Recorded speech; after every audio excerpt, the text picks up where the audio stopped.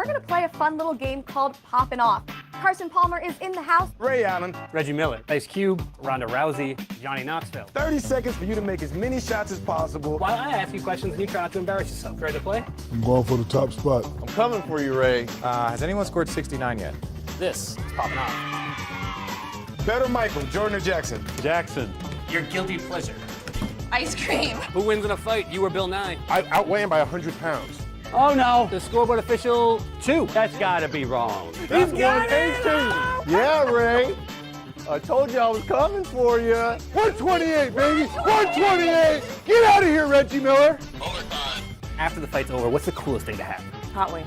I'm still the president. You can't impeach me. So you do think they're a little bit softer in today's NBA. Cut the cameras and you look great. They are softer. No need to cut. Oh my God, I can't believe I said that out loud. Can I get a selfie with this? Yes!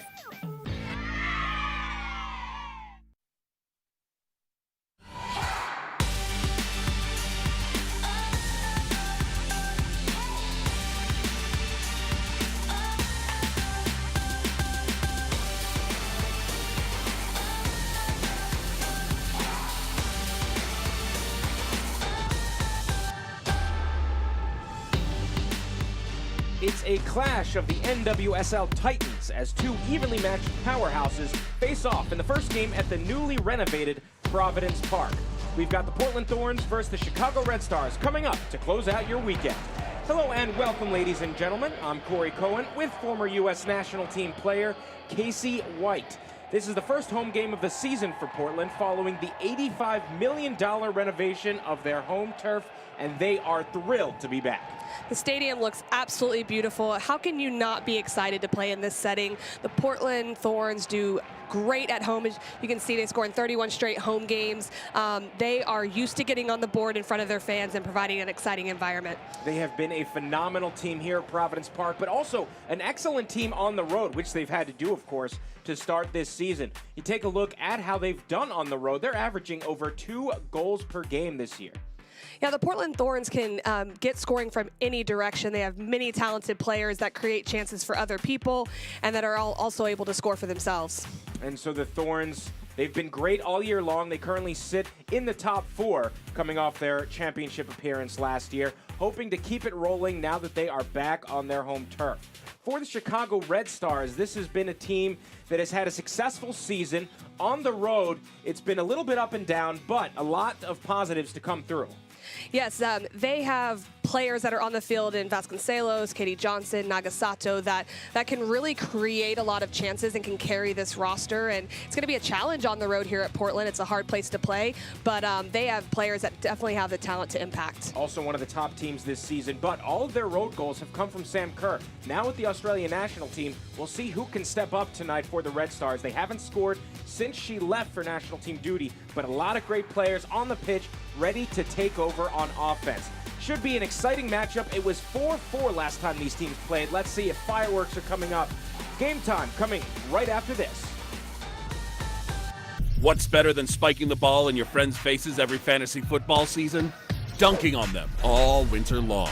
Cross over to the hardwood and play Yahoo Fantasy Basketball, the #1 fantasy app. It's easy to play. Set your lineup once and watch the points roll in all week. Head-to-head scoring brings gridiron intensity to the court. Yahoo is the official fantasy game of the NBA. So sign up today and feel the wins in a whole new arena. We're going to play a fun little game called Poppin' Off. Carson Palmer is in the house. Ray Allen. Reggie Miller. Ice Cube. Ronda Rousey. Johnny Knoxville. 30 seconds for you to make as many shots as possible. While I ask you questions and you try not to embarrass yourself. Ready to play? I'm going for the top spot. I'm coming for you, Ray. Has anyone scored 69 yet? This is Poppin' Off. Better Michael, Jordan or Jackson? Jackson. Your guilty pleasure. Ice cream. Who wins in a fight, you or Bill Nye? I outweigh him by 100 pounds. Oh no, the scoreboard official 2. That's gotta be wrong. He's got 18. Yeah, Ray. I told you I was coming for you. 128, baby. 128. Get out of here, Reggie Miller. After the fight's over, what's the coolest thing to have? Hot wing. I'm still the president. You can't impeach me. So you do think they're a little bit softer in today's NBA. Cut the cameras and you look great. They are softer. No need to cut. Oh my God, I can't believe I said that out loud. Can I get a selfie with this? Yes!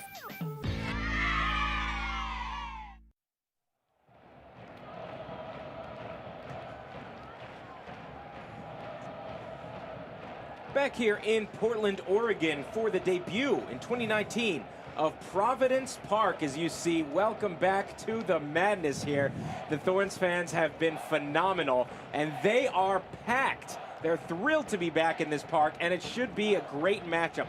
Let's take a look at the starting 11 for Portland. Now you can see there's a very experienced back line here for Portland Thorns. Elizabeth Ball is the newer player that's getting the start here, but with Klingenberg, Mingus, and Reynolds, she's going to feel right at home, have a lot of experience around her to help her. Mitch Purse got the goal last week, so we'll see if she can get back on the board. Meanwhile, they are absolutely led by Emily Mingus. Emily Mingus has plenty of experience and is a player who is very dependable, very consistent, who can help lead not only their back line, but provides a sense of confidence for the rest of the team to understand how she can direct the entire group and provide that calmness for them. Now taking a look at the starting 11 for the Chicago Red Stars, a big return for Chicago. Danielle Colaprico missed last week with a knee injury. She was listed as questionable. She is starting. She's back. This is huge for Chicago. Colaprico is a veteran player who really floats around a lot in their midfield, is very impactful in keeping the distances between the forward and the back line. So this is huge that Chicago Red Stars has her back in the lineup. And we talk about the attack. They haven't scored since Sam Kerr left. Perhaps it could be Michelle Vasconcelos to step up. 2 goals on the season, the last coming on Mother's Day. Michelle Vasconcelos is an extremely exciting player to watch. She's so creative. She does so well to find seams in between their center backs to set other people up for goals, and she's someone who can also score herself. So her stepping up and getting some goals is going to be really important for Chicago. Absolutely. So we are just moments away from kickoff here. As you take a look at the Chicago bench, Rory Dames there. This atmosphere is electric here at Providence Park. Mentioned it was an $85 million renovation, all private money, none of it public. They got new locker rooms, new pitch, new scoreboards, the whole thing. And the Thorns are thrilled to be back here. I saw a video of them seeing the stadium for the first time. They're loving it. Yes, Mark Parsons talked about how much energy and excitement there was just to be there training at the facility, to be home after such a stint on the road. I mean, how can you not be just excited as a professional player to play in this environment in front of this type of crowd? Yeah, and of course, I mean, in this crowd in any kind of a stadium would be spectacular, but especially now that they've got this renovated stadium at Providence Park. And we are underway to close out your Sunday evening. From Portland, again with Casey White, I'm Corey Cohen. These teams played each other back in April. It was a heavyweight fight, 4-4 draw, the highest scoring tie in league history. And we'll see if we see plenty of goals in this one. You never know, things can go any kind of way. Well, there's certainly enough players on the field to provide a lot of attacking opportunities. Chicago wearing the white and blue on the road, Portland wearing red and black.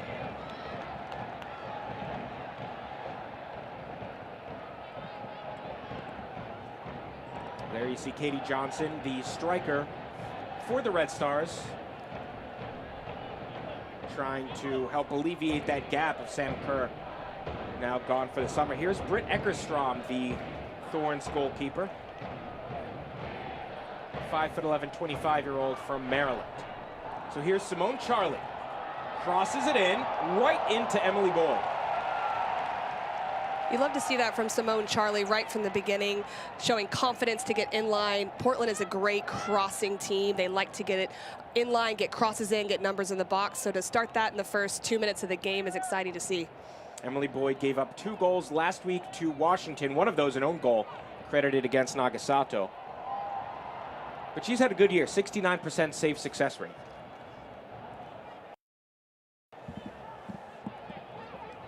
So a throw-in coming up for the Red Stars. It'll be Aaron Wright.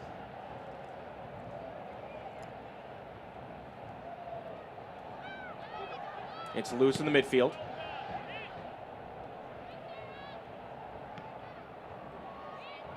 Little back and forth.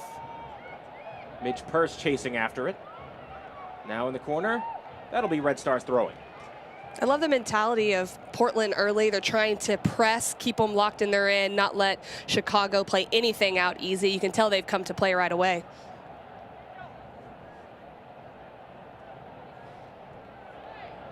And now Portland gets a throw in the attacking third.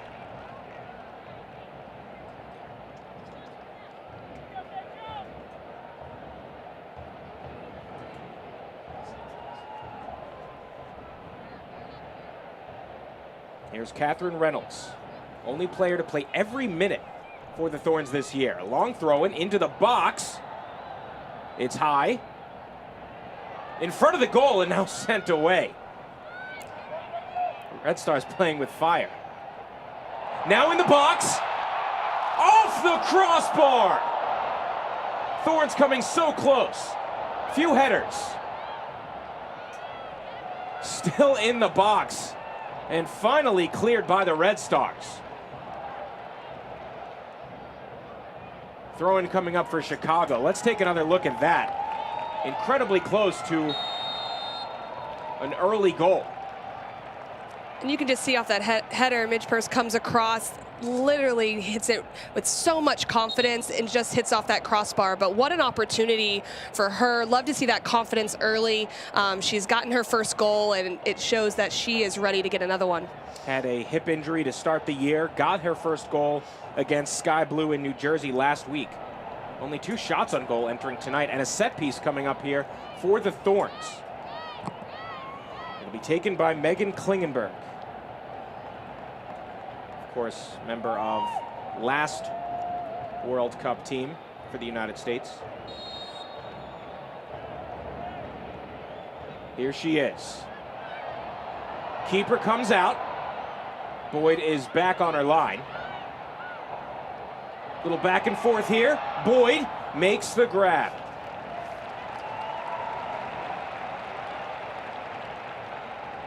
Portland with their foot on the pedal to start.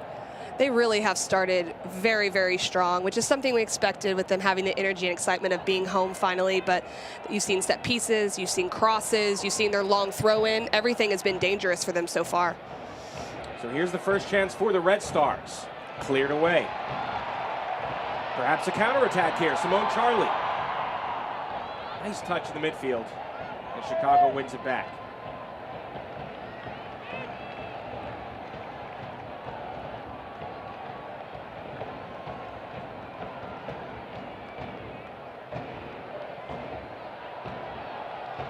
Short got a piece. Here's Anna Srnagorcevic. Usually plays on the right, featured on the left. Purse, still dribbling. A through ball to Simone Charlie. Offside flag is up, and the play is over. You know, Portland keeps coming in waves right now. It's going to be essential for Chicago to be able to handle this storm, this energy very, very early, which is to be expected. The longer they can withstand that, things should start to settle down a little bit. You know, not very often can you have that last for 90 minutes. So it'll be important for Chicago to just bend but not break here in these moments. Yeah, and it's tough to say how much this crowd affects the Thorns. A giveaway to the Red Stars.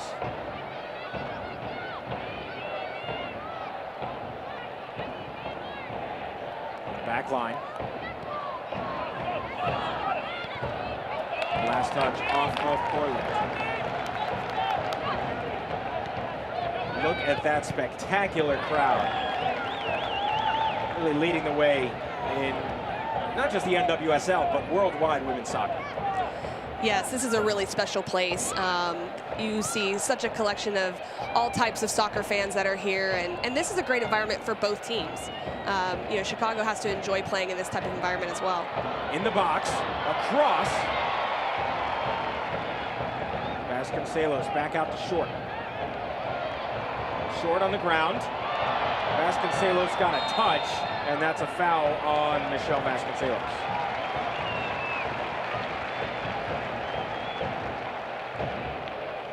Take another look at the foul. No, they're doing all they can to keep this locked in, and she's just a little bit late on the tackle. Casey Short does well to get the first one, and Michelle Vasconcelos tries to follow up there. The Thorns have not been held scoreless at home since May of 2016. So you talk about this crowd and how they affect what's going on the pitch. It's certainly a factor.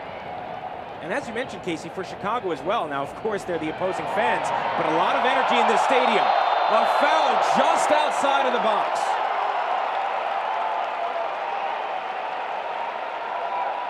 Short took down Purse.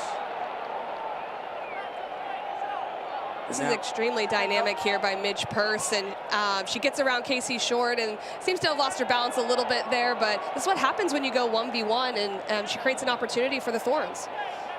So a dangerous set piece coming up for Megan Klingenberg. Klingenberg from Pittsburgh, my alma mater, and went to your alma mater, North Carolina. You're right. She's lethal from this position. Klingenberg into the box, cleared away. Nice defense. I'm sure she'd want to have that one back. You want to miss out one of those first defenders to really make it as dangerous as possible. But still, not a bad service because they were able to keep the ball and keep possession. Serena Gorchevich is onside. Red Stars have possession. Here's Nikki Stenton, formerly of Sky Blue, has really become a solid fixture in this midfield with DiBernardo and Colaprico. She's done really well since she's been in there in the past games. She's a calming force. She connects simple passes that most people probably don't notice, that just keeps possession for Chicago, which is essential to the way that the team likes to play. Sent into the midfield. Last touch off the Thorns. So you take a look at the renovations, you see this now extra level of the grandstand. Merritt Paulson, the owner of the Timbers and Thorns, talked about wanting to have this be such a tough place for opponents to play. Well, he's certainly creating that. It's a great environment to be in. And again, the players now have top-of-the-line locker rooms and facilities. They're working on building a permanent training facility just for the Thorns. Really the standard being set here in Portland. Nice ball movement by the Thorns. A through ball. Serena Gorchevich onside. Heavy touch and cannot keep it in play. Serena Gorchevich does so well to have interchange there in the wide areas, to come in from deep from midfield and get in there. Unfortunate touch towards the end, but that type of interchange and movement is really difficult for any back line to deal with when you see that midfielder coming in from late. And Serena Gorchevich, member of the Switzerland national team.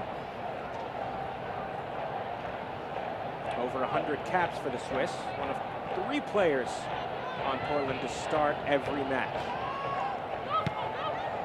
Through ball from Purse. Intended for Charlie. It's a foot race. One out by the Red Stars. Now in the box. Purse cuts back and is dispossessed. Still a dangerous throw-in coming up here for Portland.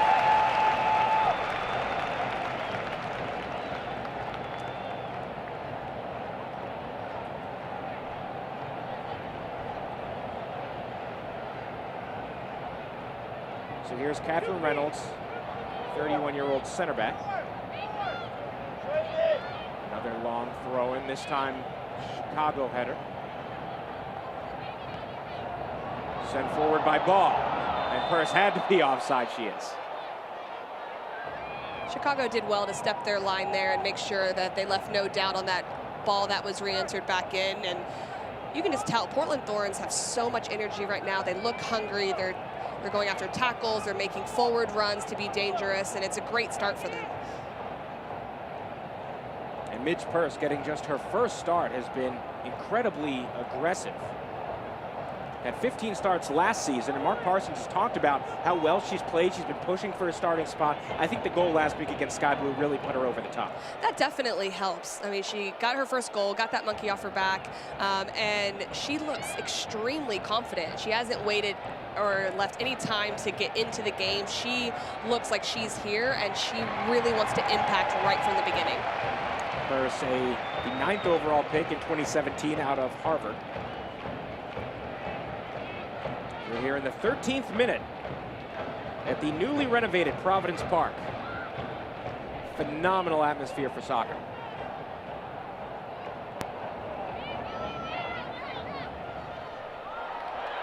Charlie off the ball. Here's Nagasato again, had that own goal last week that put the Washington Spirit up 1-0. Was the player on the post off a corner kick and just had a poor touch. Forward from right. Little contact, no whistle.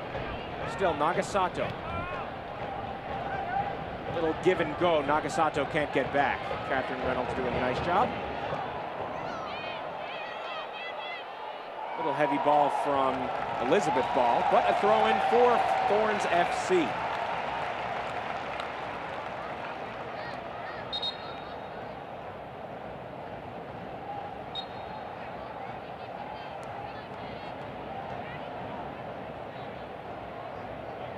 So here's Ball, just got her first start. They played 100 minutes last season. Another throw in coming up for Portland. This just turns into another set piece for Portland with the longer throw.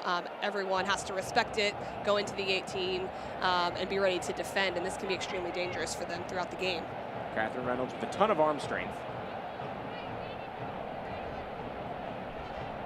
Another throw in into the box. Charlie got a piece. Brynja Stoddard. Now sent forward by Reynolds. On the far post. Finally grabbed by Boyd. Anytime a ball is played into the backside of the 6-yard box, it could be dangerous. You know, Midge Purse probably wants that back. You let that bounce, you give the goalkeeper the advantage. If she runs through that, it's going to be a much better opportunity for Portland. You hear from Mark Parsons, everything is great, let's score some goals. Yes, you have a start like this, that's the final piece. They're playing so well, they're creating chances, but it's all for nothing if they don't get on the board, and you can tell that he has some urgency behind that. Let's take advantage of this great start. That's just a phenomenal, you could turn that into a cross-stitch pillow. Everything is great, let's score some goals. I want to see the Rose City Riveters next home match have that on a big banner. They might, you never know. What a quote from Mark Parsons, who's been phenomenal coach here for Portland. They won the Shield in 2016, best regular season record. They were the champions in 2017, last year coming so close, losing in the championship game to the Courage. Yes, he's done great here. They have a great team, great environment. You can see the depth that they have with all the players gone for the World Cup. They have so many talented players that are here and are starting to come together even more game by game. No team has more players gone for the World Cup. Thorns missing 9. Portland just swallowing up the Red Stars in the attack. Purse turns. Cannot keep control. Nice defense here.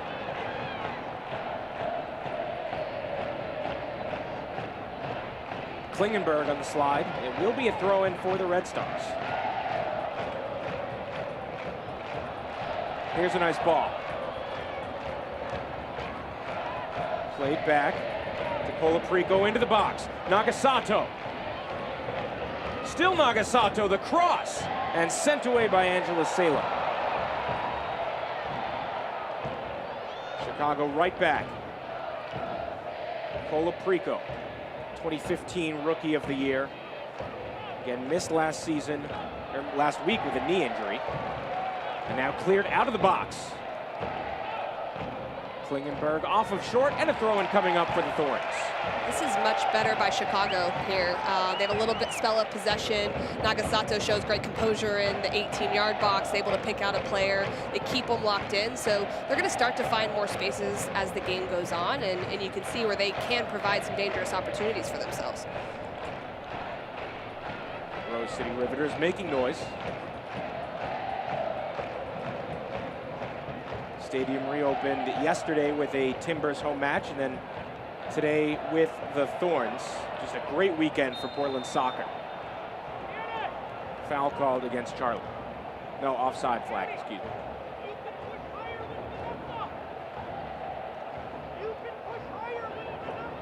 Simone Charlie signed in early May as a supplemental player. Alabama native, went to Vanderbilt, scored 25 goals for the Commodores. Got her first start last week. Here's Chicago. Just outside of the 18. A long shot, off target.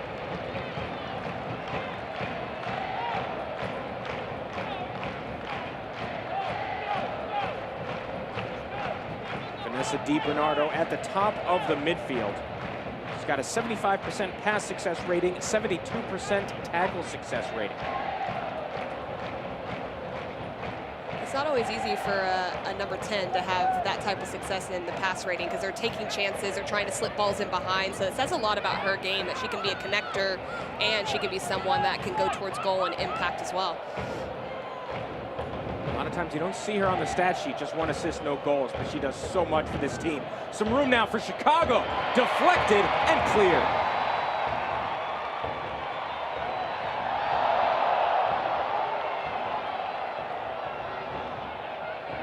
th minute here from Providence Park. It is a beautiful day for soccer here in Portland. 76 degrees and sunny. What a way to reopen your stadium.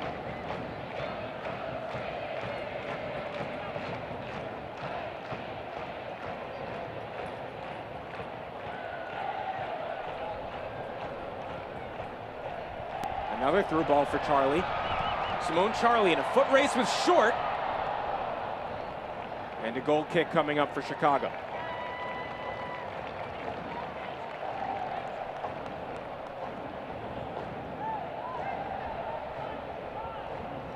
So here's Emily Boyd from the Pacific Northwest, out of Seattle.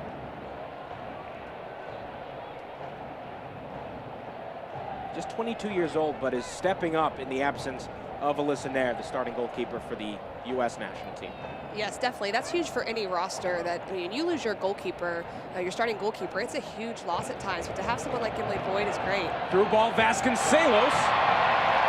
And I believe that took a touch. It did, so a corner kick coming up.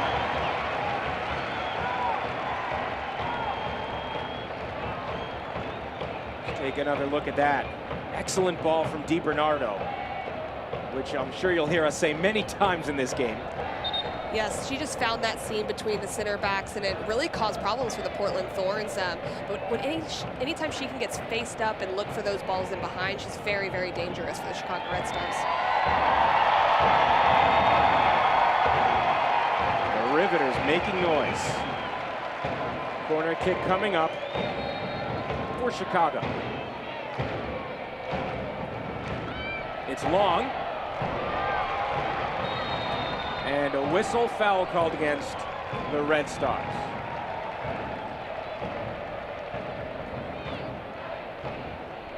That's a great challenge from Brynjar's daughter to go up, and she definitely took a hit on it, but she went up, she was courageous, and won that ball. Phenomenal crowd here. Here's Eckerstrom, got 10 starts last year, making her 4th this season. Adriana French off with the U.S. national team.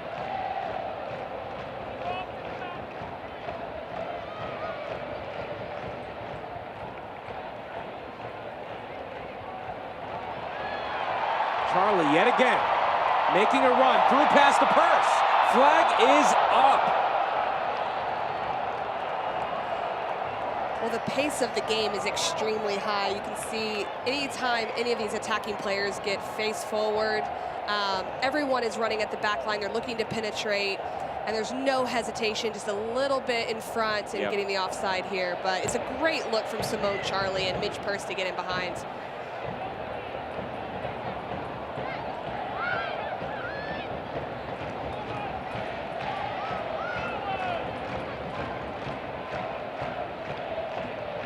Thorns so dominant here at home, but also dominant against Chicago. These two teams have been two of the best in the NWSL over the past few years. Chicago has made it to the semifinals 4 years in a row. And of course, Portland's had great success. But for whatever reason, the Red Stars just can't seem to beat Portland. They haven't done it since 6 years ago, back in June 2013.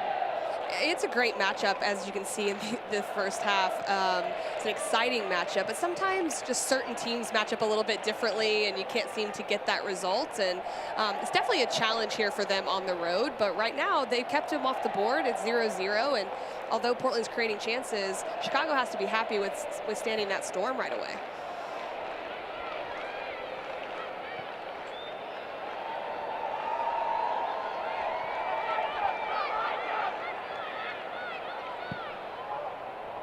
Now sent forward. Charlie, nice little turn. Cuts back.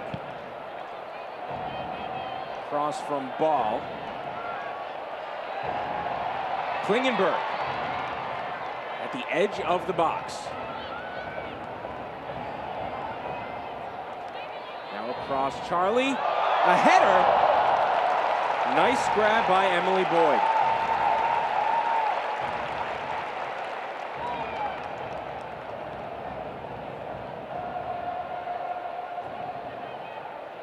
By the way, that last Red Stars win against Portland, coincidentally, was their first NWSL win.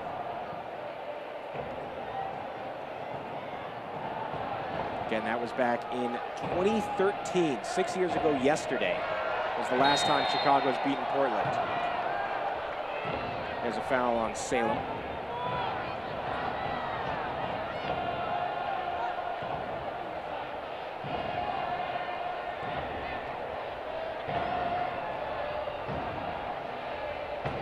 Fifth minute, still scoreless. Short. Casey Short. So close from Nagasato. Just needed a foot in there. It's great how Casey Short's getting into the attack here. This is great. They play a nut back through. Casey Short is unmarked and able to try to get a shot on frame. You know, you ask your players to shoot it across frame in case it misses. Nagasato so close to a tap in there. Couple inches away.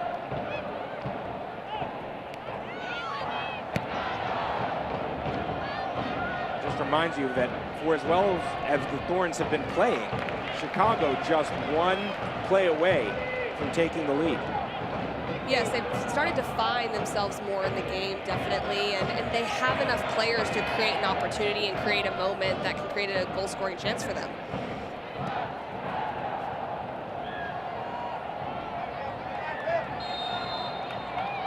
Foul called against Purse.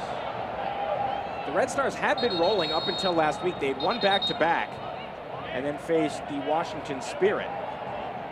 Lost 2-0. You see the Riveters making noise, the drums, the trumpets. As I mentioned, a phenomenal day for a soccer match. They're thrilled their beloved Providence Park is back and open for business.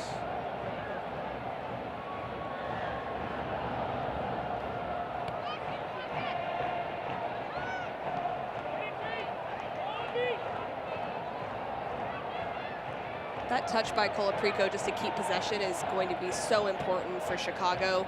They're getting pressed. They're putting their outside backs high to press Chicago. So anyone in midfield just taking the pace out of the ball and controlling it for them is hugely important to finding a rhythm. Through ball. Purse can't quite get there.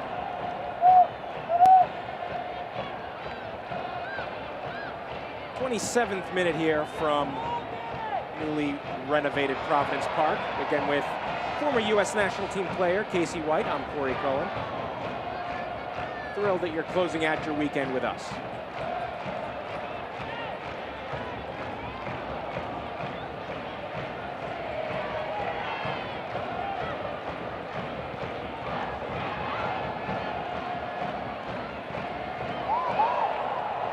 Nice work there from Ball.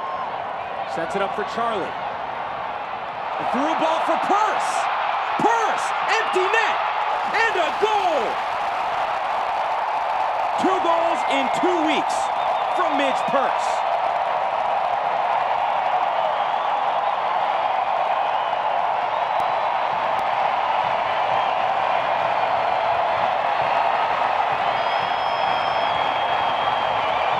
Mark Parsons has a calm, composed look on his face, but the Rose City Riveters are thrilled as their Thorns go up 1-0. And this is a great touch by Simone Charlie to get in front of the defender and finds that great weighted ball behind to Mitch Purse, who calmly puts it away. I mean, what a goal that is. They've been rewarded for how they started. I love this ball in behind, perfectly weighted, great pace. And Mitch Purse, even though it takes her away from goal, gets her hips around it and is able to have a smooth finish. And this is what the national team players are gone for the World Cup. This is what makes this league phenomenal. Mitch Purse making her first start of the season, Simone Charlie her second, and those two players link up to put Portland on top. Yeah, those opportunities don't come for players like this until you have sometimes either an injury, which you don't want, or a World Cup year, an Olympic year. And the way the Portland Thorns started, I mean, that just is the icing on the cake for them to start this game. Simone Charlie and Mitch Purse have been phenomenal so far, and so much energy, and what a great goal to cap it off. Providence Park rocking here as Thorns FC takes a 1-0 lead over Chicago.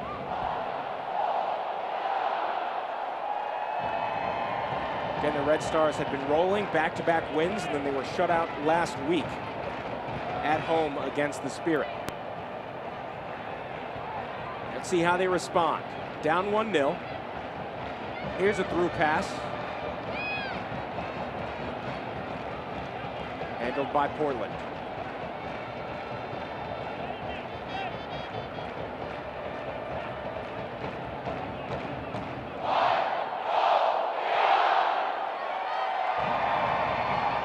Here's Reynolds. Reynolds under pressure. Catherine Reynolds finds a way to get out of it, at least for a moment. They just have to clear this ball. There's Angela Salem, played back to Emily Menges, the captain.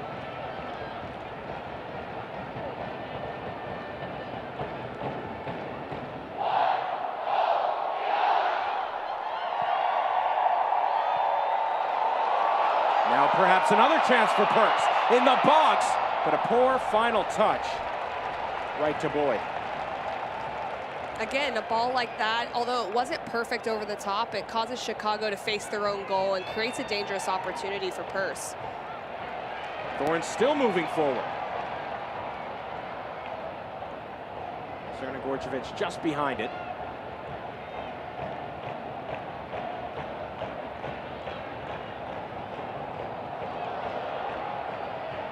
Serna Gorchevich, Salem.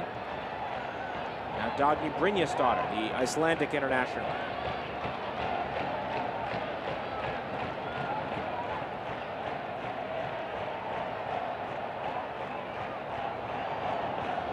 Salem sends this forward for Charlie. Simone Charlie, edge of the box. Across, looking for Purse. Back-to-back goals from Midge Purse, assisted by Simone Charlie.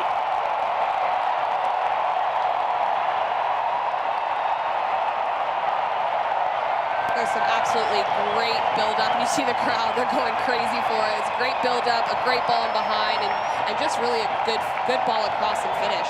The Thorns have started to dominate this match, leading 2-0 with just over half an hour gone.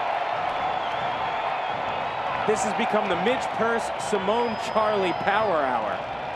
What a great touch by Simone Charlie there, and then the composure to cut it back. And this wasn't just any kind of errant ball in the box. She puts it right on Purse's foot, and it makes for a little bit easier of a finish for her to tap that in.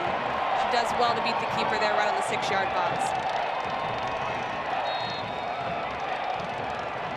Midge Purse now 3 goals in 2 weeks and still plenty of match to go, giving all the credit to Simone Charlie, who's given her a couple of great balls.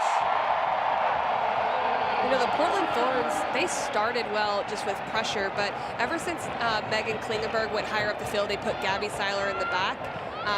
Serna Gorchevich has gone into the midfield. It's really allowed them to even control the game even more in midfield. And that you'll see that they've created 2 great opportunities once that change has happened. Chicago looking to respond. Just off the mark.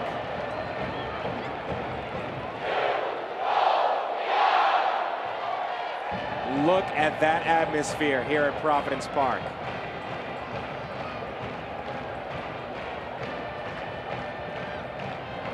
the class of women's soccer in this world.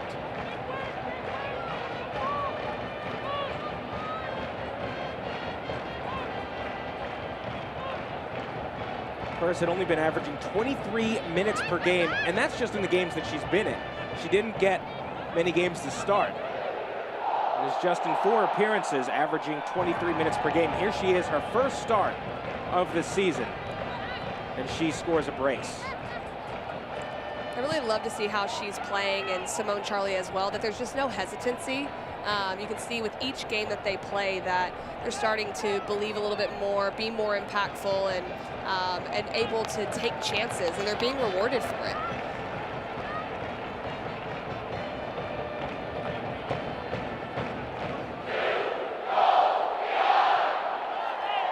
The Red Stars coming off a 2-0 loss last week to Washington. They already trail 2-0. Let's see if they can recover. There's a foul against Charlie.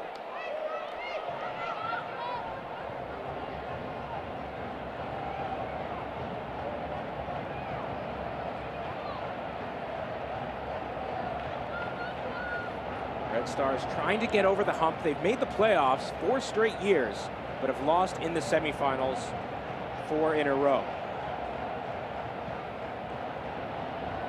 And this year will be especially tough as they're expecting to be without their star player, Sam Kerr, for an extended period of time.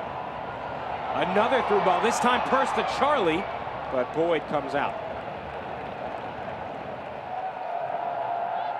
Kerr, by the way, recently named as Player of the Month for May in the NWSL after scoring a brace in back-to-back games.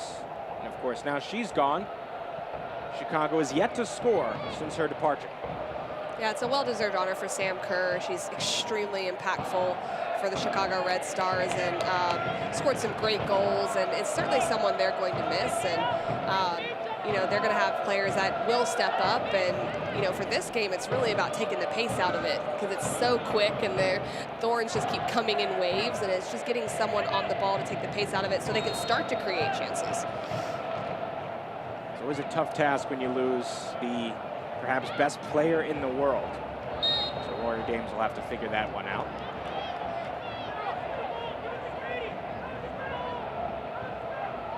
"36th minute here.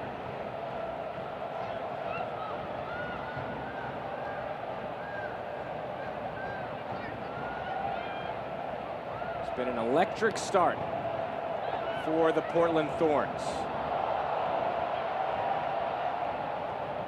Again, with Casey White, I'm Corey Cohen.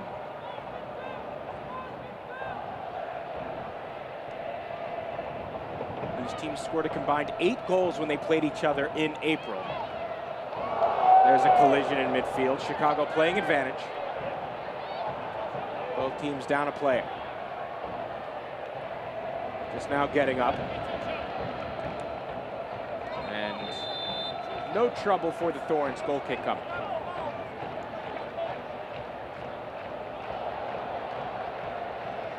Players back up here. Again, Colaprico out with a knee injury last week. Was listed as questionable. Glad that she's healthy enough to get the start.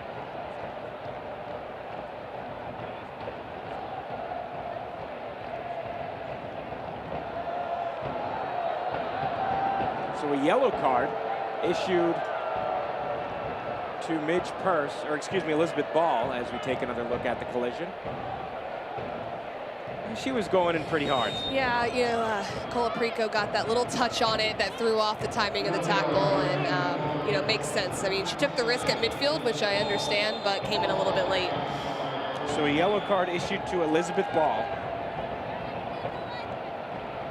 First card of the game from head referee Victor Rivas. He did well to let that go. I mean, a lot of times that would be called. We let it go. Chicago had a chance to get into the final third off of it. Fortunately, both players seem to be all right.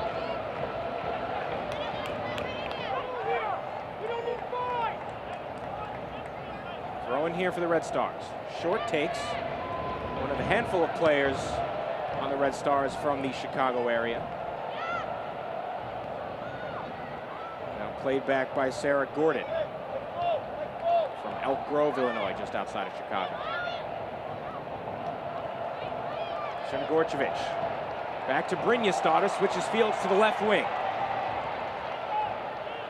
Right on Klingenberg.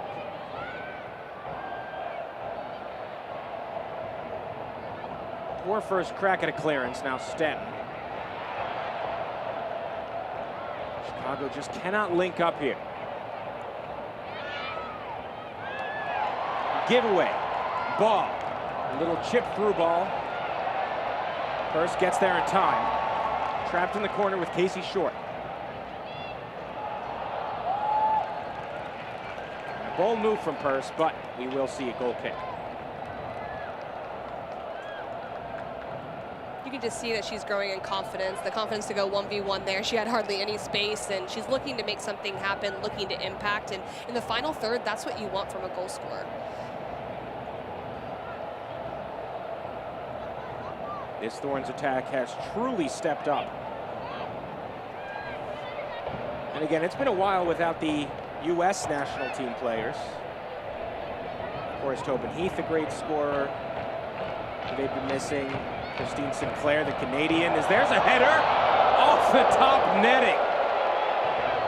Nearly a fatal mistake for Emily Menges. Little exhale, I would say big exhale for Mark both Parsons. of them, pretty much the same look by both, right? As we take another look at that. It's just a dangerous ball in behind the back line. She's facing her own goal and does her best to get something on it. Luckily, she gets enough on it. You know, they don't want to give up a set piece, but definitely not wanting to let that drop in behind the back line. Corner in the 40th minute.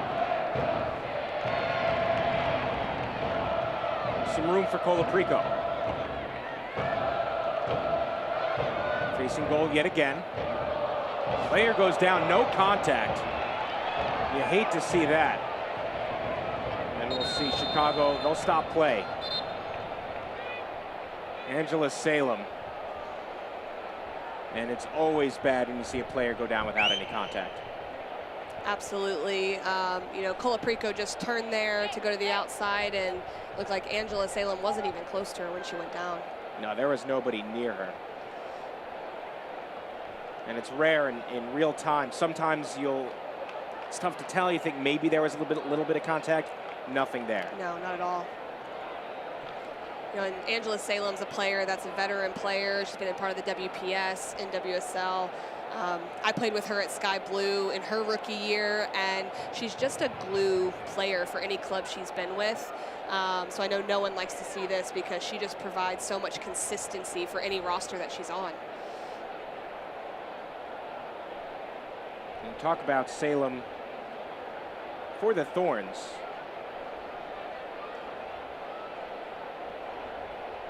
She was really just getting going. This being just her second start of the season, only her third appearance. And so she was set to take a big step up with these national team players gone, and really tragic injury.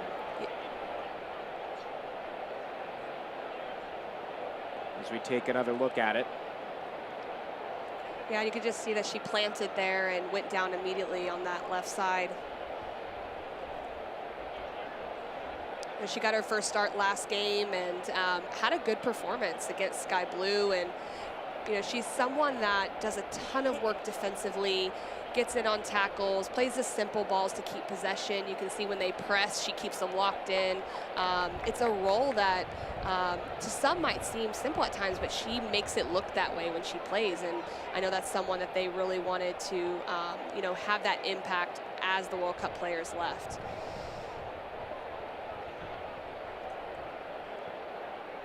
And for as incredible as this stadium is with the renovation, the one perhaps issue still remaining, it's the last NWSL field that still plays on turf.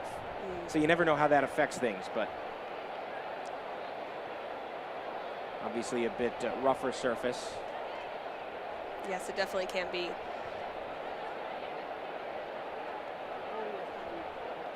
Casey, you know, as a player, as a former player, now coach, the differences between grass and turf, and that can be an issue. But of course, you just hate to see this happen. And now the applause from the Riveters as Angela Salem stretchered off, and again, you just hate to see that, but plenty of support from the fans.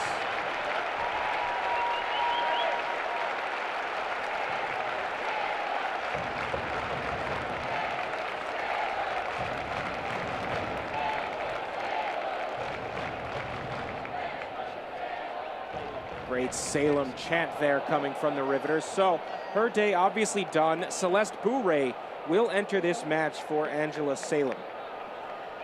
Yes, this is going to be an interesting next few minutes.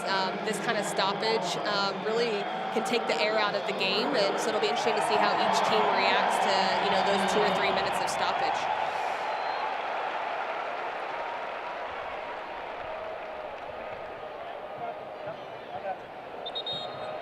Celeste Bourret, 25-year-old out of San Francisco.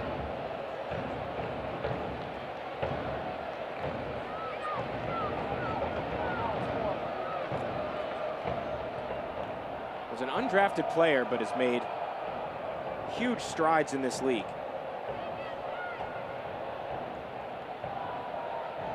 And in fact, this just being the second match on the season that she has not started. Last week and then this week. Here's a challenge, Vasconcelos. Poor through ball, and the Thorns are there. Still going, though. Yeah, it just shows the depth that there is, even with the World Cup players gone for Portland, that there's a player like Bourret that's on the bench, and she's had more minutes this year, and all these new players are in the game. And, Coach Parsons talked a lot about how that creates such a competitive environment for the team that he's not sure each time who's going to play, who's going to start, because all these young players are showing such a mentality. See Mark Parsons there. Yeah, Bourret had been a constant fixture in this lineup back even when they had Lindsay Horan and Tobin Heath and all those players. Here's the set piece.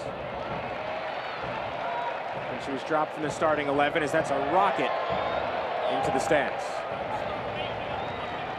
As now we'll see Bourret get over 45 minutes. Looks like we're going to have 4 minutes of stoppage time.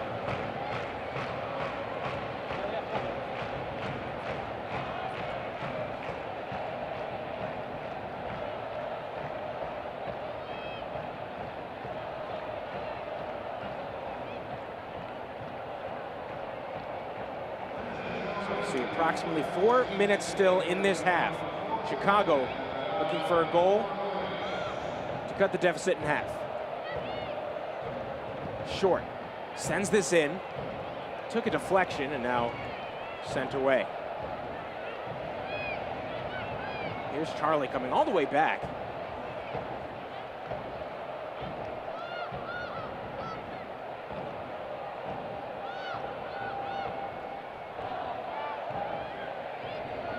Purse, nice stand-up tackle.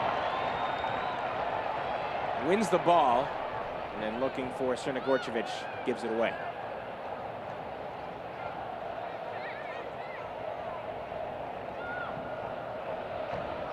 Forward for Chicago.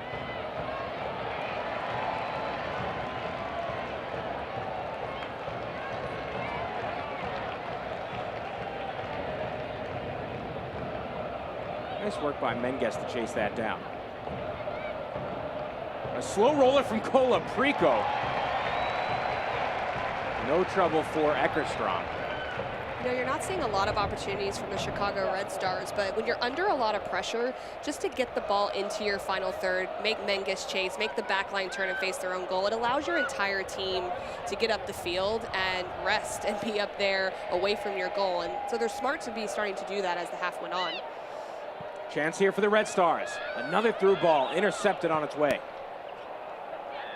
Back line for Portland has been great in this first half. Pressure from Charlie, and she's going to force a corner kick. Emily Boyd has been composed. No, excuse me, that will be a goal kick, so they're saying Charlie got a touch.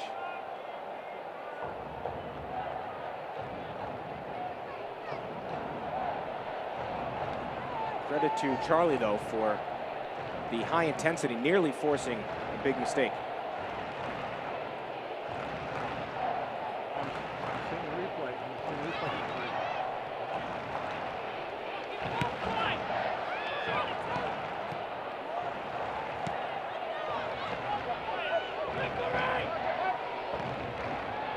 Chicago with a touch. Player still down for Portland.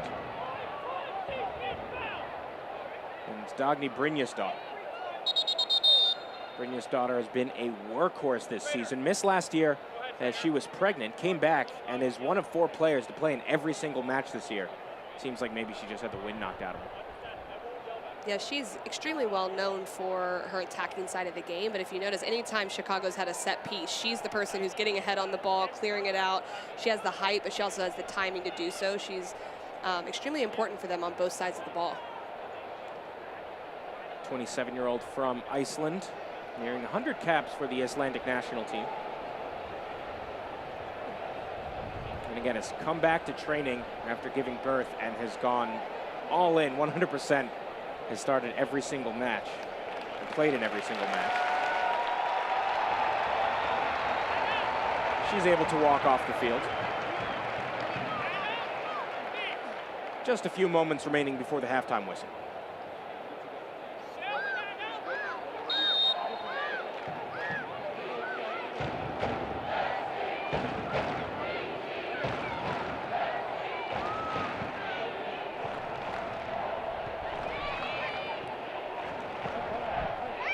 Perhaps one more chance for Chicago. A little bit of contact from Klingenberg.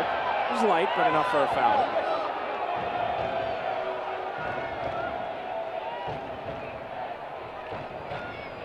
Klingenberg had a huge performance on that 4-4 draw with Chicago back in April. Had 2 assists.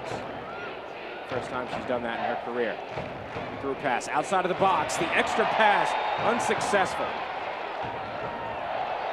Here's Purse. Charlie in front of her. And it won't matter. Boyd makes the grab. And there is the halftime whistle. So at the intermission, it is a 2-0 lead for Portland Thorns FC. Yeah, what an exciting first half. You have Midge Purse, who got the 2 goals today. You have the athleticism of Simone Charlie up top, and it's something that's been extremely dynamic for the Portland Thorns and made it extremely hard today for Chicago Red Stars. So a dynamite start, or at least about 5 minutes there, between Purse being assisted by Simone Charlie, and that is where we are at halftime. Thorns FC leading 2-0. Stay with us, folks. We've got halftime coming up in just a moment. A lot to look back on around the league. But for now, from Providence Park, 2-0 Portland.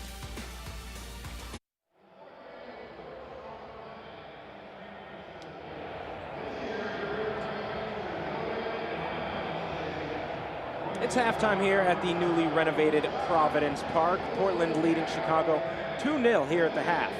With Casey White, I'm Corey Cohen. The Riveters taking a bit of a break. They made some phenomenal noise and provided support in that first half. Let's take a look, though, around the league this weekend, starting with Washington versus Utah, and the Spirit have been red hot. That's a great ball into the top of the box and just getting a half chance turning and finishing across frame there. She does so well just to create herself a little bit of space, and Ashley Hatch gets it across. And they have her run in just in case it had bounced out, but she puts it away. Hatch with goals in back-to-back weeks. That put Washington up 1-0, and then they would put the finish on it a little bit later in the match. Yeah, you can see here, you know, they don't rely on the one person going in. They're able to create numbers, get in the box, and put in that second chance. So Washington Spirit started off a little bit slow, but here they are, winners of 4 straight after a 2-0 win against Chicago last week and a 2-0 win against Utah this weekend. Orlando still looking for their first win of the season. Back at home against North Carolina Courage, who've been a little bit off the mark, but they got their groove back. Yeah, this was opportunistic by Kristen Hamilton here. A dangerous ball into the box and fortunately bumped a little bit. And then you see this turn by her, and what a confident finish. Just the turn in the box with 2 players on her and going for the back post. Kristen Hamilton, a phenomenal player who's getting more and more time, more minutes, and had a standout game for the Courage. And so after a couple weeks struggling, North Carolina back in the win column, a dominant performance over Orlando. And then just finishing right before this game kicked off, Reign FC versus Houston. And this was certainly an exciting one. Bethany Balser getting on the board early after scoring last week. You know, they're trying to find the seaman behind there. Gets a little bit of a touch, but Bethany Balser makes no mistake about it and is just able to put it past the keeper. Balser, the rookie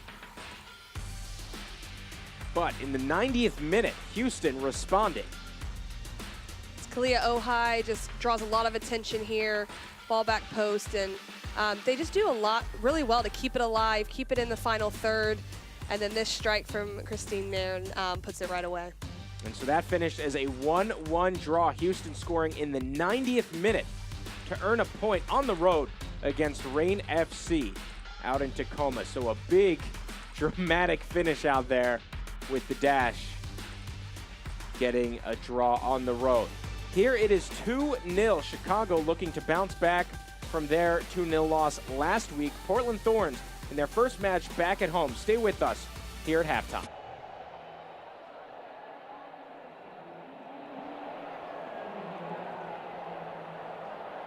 Great crowd out here for the first game back in Providence Park since the renovation.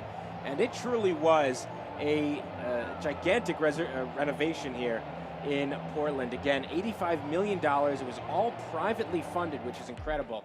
You take a look at the process of this reconstruction of this park, and it really does feel almost like a brand new stadium. Well, seeing this is just amazing because they already had such a great stadium and great atmosphere, and to see what they've done to take it to another level, I mean, it's exciting for the game. The Timbers, I'm sure, are very, very pumped to be playing in this type of facility, as well as the Thorns. Absolutely, and you see they expanded. They're going for perhaps the largest crowd for an NWSL match. They're hoping to get here at the brand new Providence Park. As you see all these renovations, again, they worked on the locker rooms, on the pitch, the scoreboards. They added this extra level up top, and it really does a great job fitting in here in downtown Portland, where they're hoping this is just further cements itself as a staple. What a professional environment for players to come to. I mean, it's so exciting to show up, not only to be able to train here and to prepare before the game, but to come on game day and have this type of environment is huge for the players. And here at halftime, they actually brought down to the field some of the employees who worked on the construction, which was a cool moment. We're going to take one more break, and then we'll come back after this with highlights, stats, and all the action from the second half. Providence Park with Portland Thorns leading 2-0 over Chicago. Stay with us as we've got the second half coming up right after this.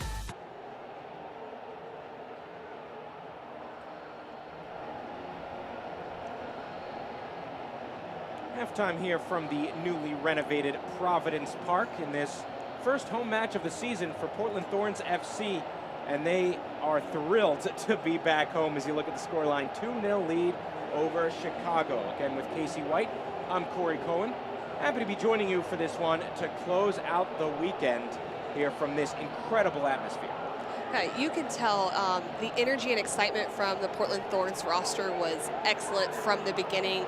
They pushed forward. The energy from the stadium has to play a role in that, as it's exciting for the players to finally be back home after so many games on the road, and they were rewarded for all their efforts and all their attacking with 2 goals. So let's take a look at the highlights from the first half of play. You know, I love there how Serena Gorchevich just does everything she can to keep it in the 18. That run in behind the back line by Midge Purse was great, and this was indicative of the opportunities she was going to get further on in the game. And Midge Purse has been all over the place, but Chicago doing a nice job early. Michelle Vasconcelos getting into the box after a great ball from Vanessa DiBernardo. So the Red Stars trying to find their first goal since losing Sam Kerr to the national team. And then Simone Charlie with an excellent through pass to Midge Purse with the first goal of the game. Yeah, absolutely love that touch by Simone Charlie to get her body in front of the player to set this entire thing up. And Midge Purse does a great job to get around Emily Boyd there.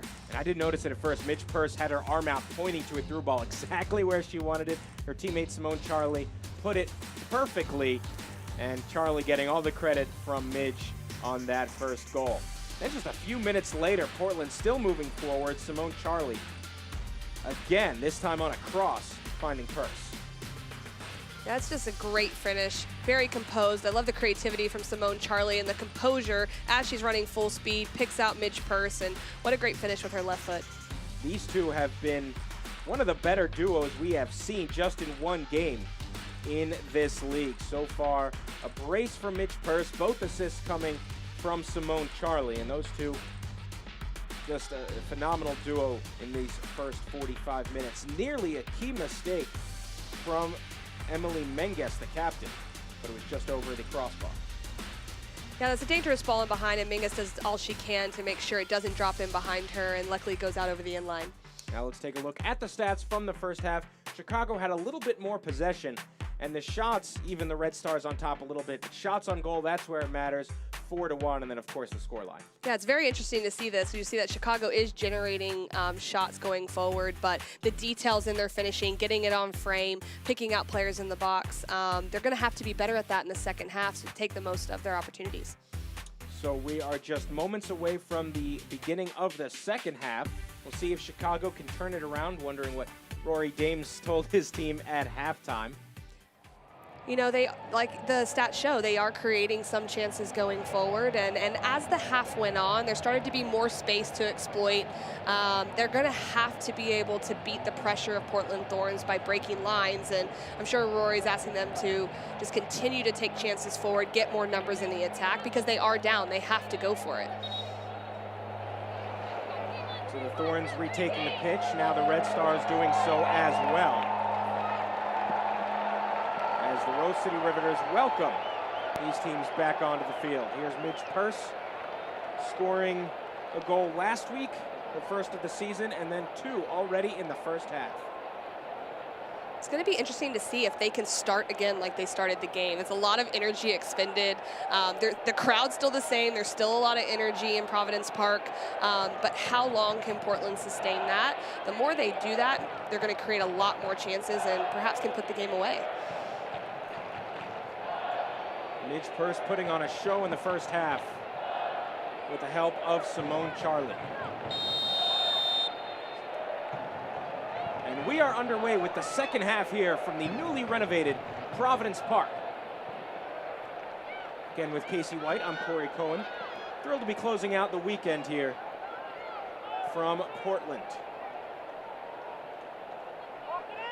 Chicago wearing white and blue, now heading from the left side of your screen to the right.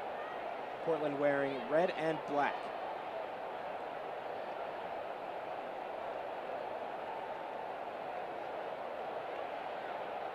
So it was Midge Purse in the 27th minute, and then again in the 31st from Simone Charlie. And here's Charlie with Purse to her right. Now Purse across looking for Charlie, just off the mark. Wow, what a great opportunity right away. She is completely free running through the 6-yard box for the header. Let's take another look at that. Charlie dishing it off to Purse. First half was all Charlie to Purse. This time Purse to Charlie. Yeah, the tracking of the runner there is extremely important, and she puts this right on her head. Charlie's on a sprint and barely misses. So close. This duo has been phenomenal to start this game. They're extremely dynamic. They have a lot of speed, and Chicago's letting Simone Charlie and Midge Purse face them to go 1v1. And that's something you don't want when a player has that much speed and that much athletic ability. Certainly in the first half, it was Midge Purse as the Batman, Simone Charlie as Robin, but could flip that on its ear.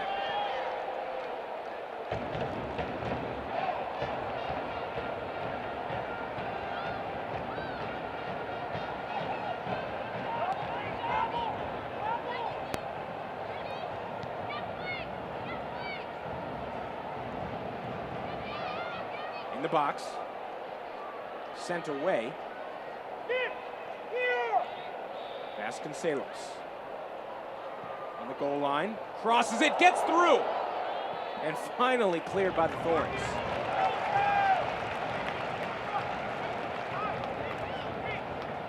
And that's better by Chicago. Nagasato is able to keep it to allow Vasconcelos to get into a 1v1 position and get across. So 48th minute here, and a foul call against Midge Purse as Stanton gets up.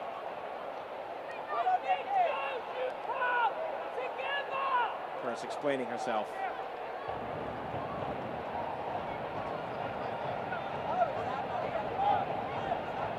Again, the head referee in this one, Victor Rivas.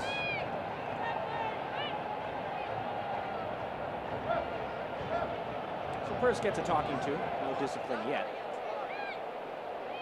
So 1 yellow in the first half issued to Elizabeth Ball. And of course the injury to Angela Salem. So here's the set piece. Headed out of danger by Brynjestad. Red Stars in the attacking third.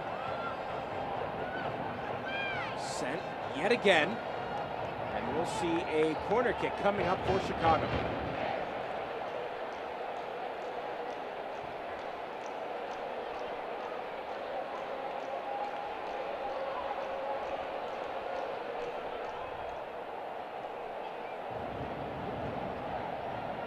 Stars in the corner. Nice grab by Britt Eckerstrom.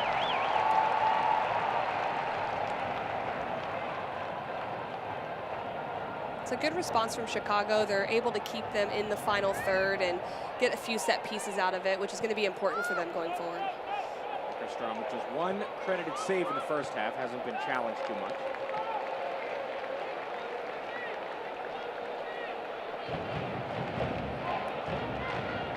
Two saves for Boyd, but of course the 2 goals allowed.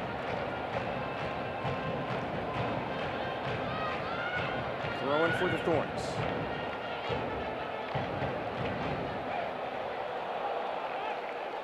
Last touch off of Portland, now a throw-in coming up for Chicago.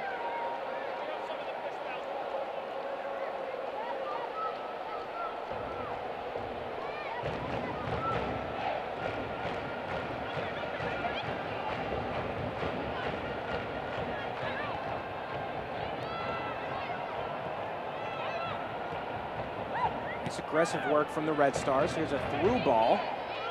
Casey Short first to get there, and she plays it back to her keeper.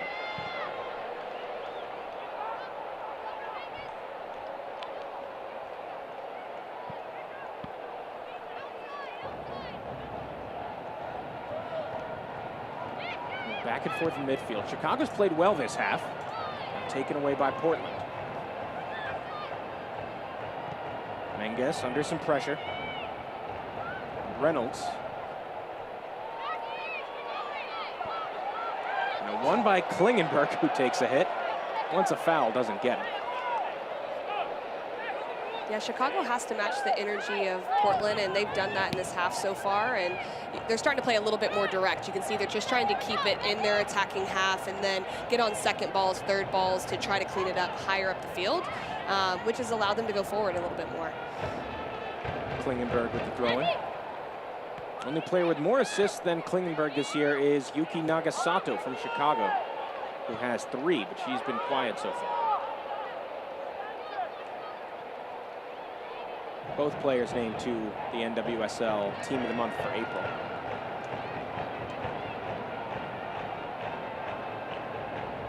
As we see Sarah Gordon.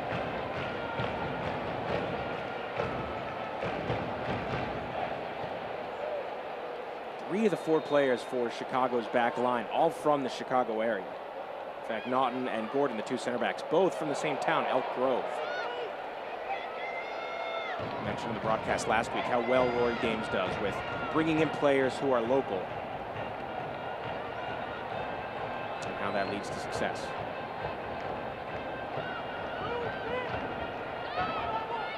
Here's Casey Short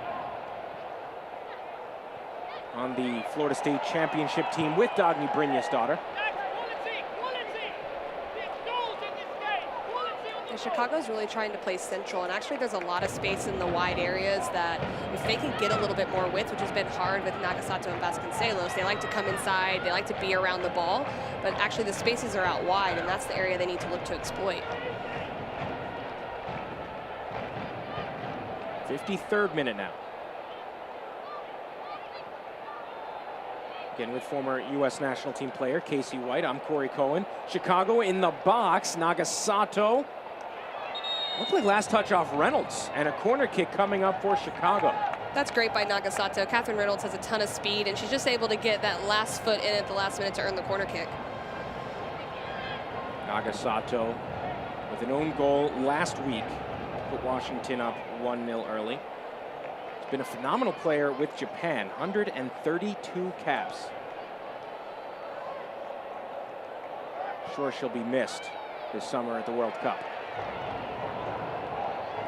Just outside of the box now. Out to Vasconcelos. On the edge. Cross is deflected, but another corner kick coming. That's better. I mean, she had a lot of numbers in the box and probably could have put it in the box for them and to see what happened. But to go 1v1, she had no cover and earns another set piece.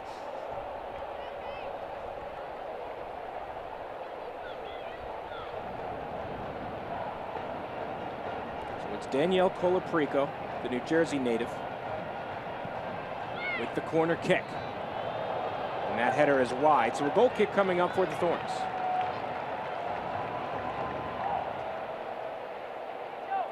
Katie Johnson has also been quiet in this one.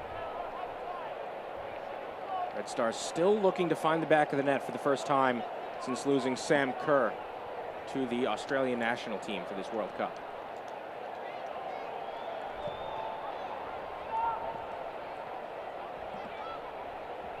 With Sam Kerr there, it had been really a phenomenal attack. Nagasato was, of course, great. She was team of the month. Vasconcelos, excellent. We'll see what they can do without her. A low cross and easily cleared by Menges. You know, you can't replace a world-class finisher like Sam Kerr. You can't even put into words what she really does for this group. But she does score goals, but she makes everyone better around her. So really a team like Chicago, they have so many talented players, it has to be by committee.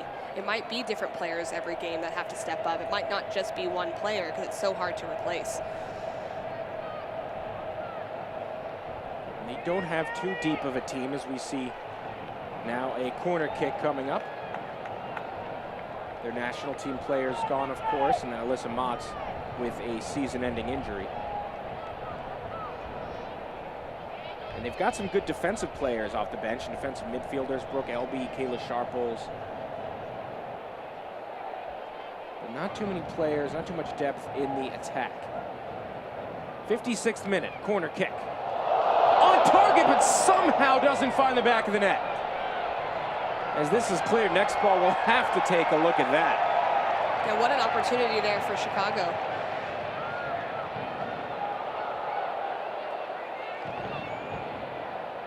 The closest the Red Stars have gotten to getting on the board here tonight.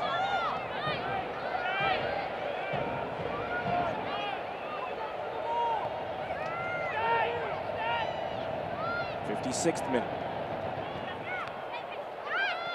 Heavy touch from short. It's won by Klingenberg. See now this near side of the field covered in shade. Stanton.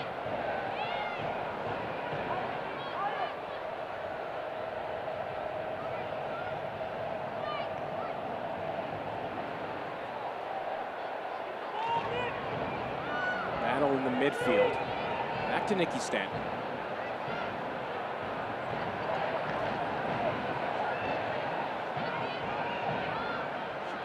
Doing a nice job with possession as now it's given away.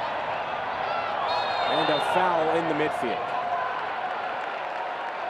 Let's take a look at that chance for Chicago, the closest they've gotten all match. I mean, this is a great ball in here, and Britt Ekstrom comes, and she comes right through it, comes with confidence to get her head on the ball, and unfortunately hits the crossbar there. Yeah, it was Erin Wright who got the header so close. And it's always a great feat when you can get your head on the ball in front of the goalkeeper. Eckerstrom was right there. Wright just beat her to the ball. She fully committed to it. It was extremely brave and courageous to go for that. And you can see the athleticism of her getting up and getting in front of the ball. Because even if she misses that, it's hard for Britt Eckerstrom to have any impact, and maybe it drops down and someone else gets a tap in. Yeah, you lose a bit of visibility there, and so certainly some risk. You can be punched in the head by accident, but great effort from Erin Wright. Just a foot lower would have put Chicago on the board. Here's Katie Johnson, threw a ball across. Back central box. In front of the net. And now cleared by Portland. Red Stars are knocking on the door. Wide to Short. Short chips it in, and Eckerstrom with a nice grab. She wants a foul called. Ref saying no harm, no foul. This is much better by Chicago. Their outside backs are getting much more forward, which is allowing them to keep Portland in. DiBernardo finds the wide spaces for Casey Short, and it's another ball driven right across where she commits across the front of the keeper again, and is just a second behind. Red Stars have played much better in this second half. They've been the aggressor. Vasconcelos still dribbling. The extra pass. Nobody there on the end of the play. Sent back in. On target, Eckerstrom, no trouble. Chicago challenging, though. They get one goal, and this is back to being anybody's game.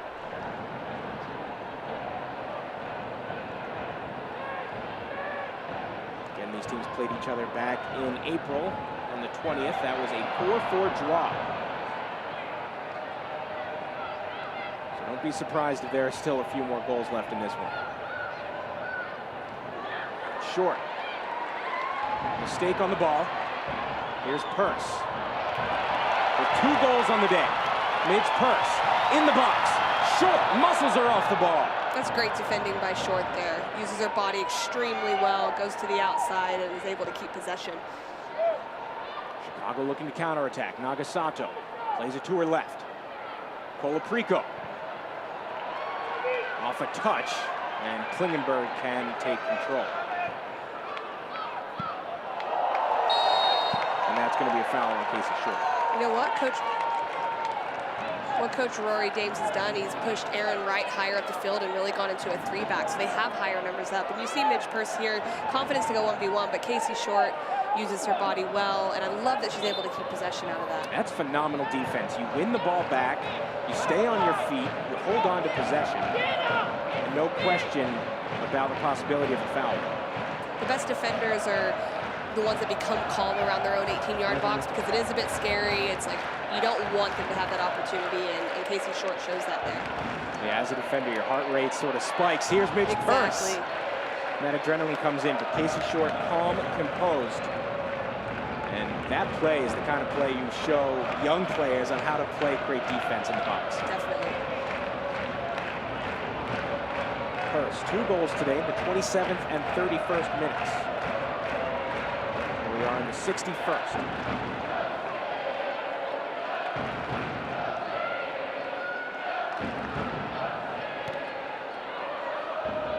Blu-ray.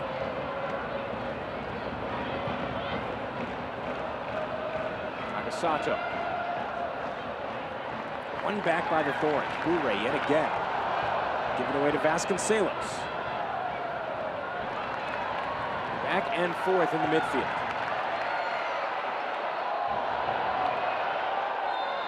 Bit of a hip check there on Sarah Gordon. She's saying, I was first to the ball.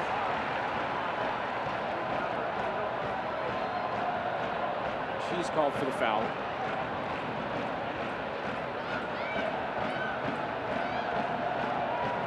So we'll see a Thorns FC set piece from the midfield.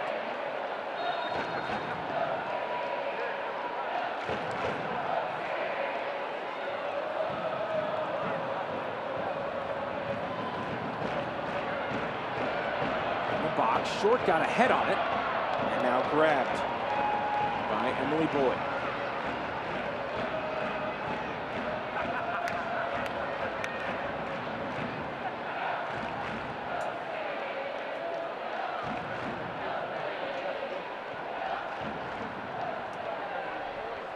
Chicago looking for their first win against the Thorns in 6 years.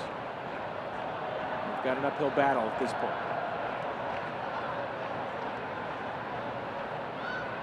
Center to DiBernardo.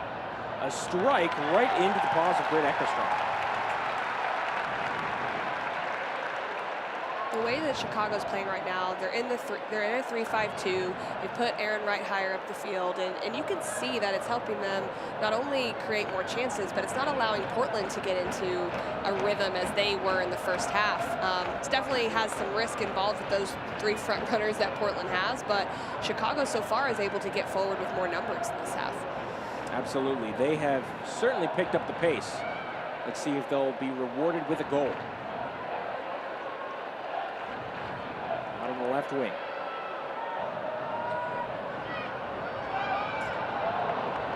Just off the mark. Lori Dames, the Chicago bench, calling for a corner, but Victor Rivas saying no, that's a possession for Portland. As Cancelo's not happy about it.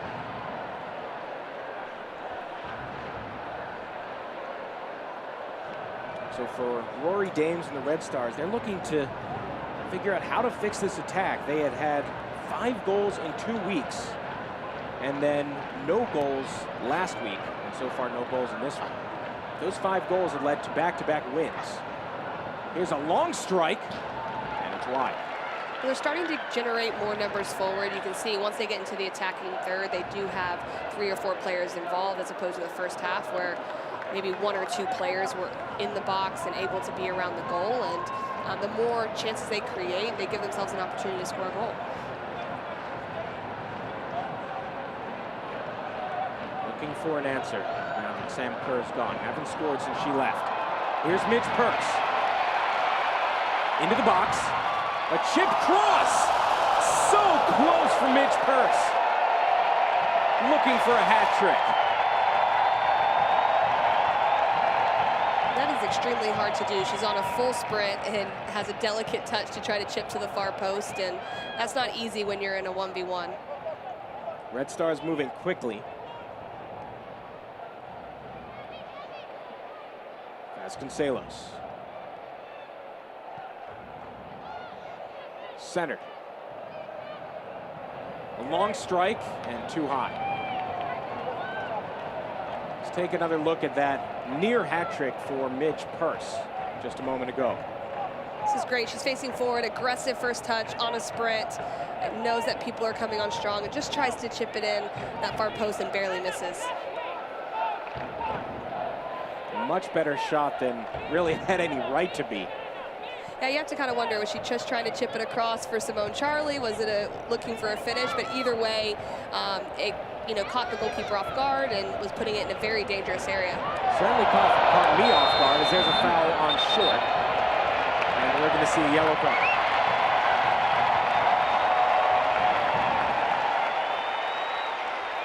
Short, she's got a smile on her face, but she does not like that call.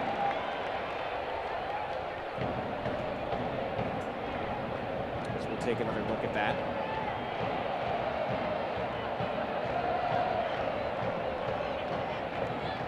She definitely didn't look happy, but she got turned and had her arm on her, so as she gets momentum going, she's getting in her way with holding that right arm of Simone Charlie.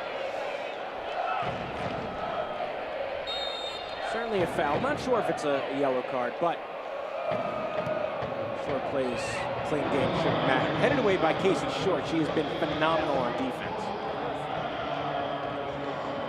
As we see a substitution coming up for the Thorns. Taken away. Midge Purse calling for help and tried to cross it. Purse with a shot could have had a hat trick.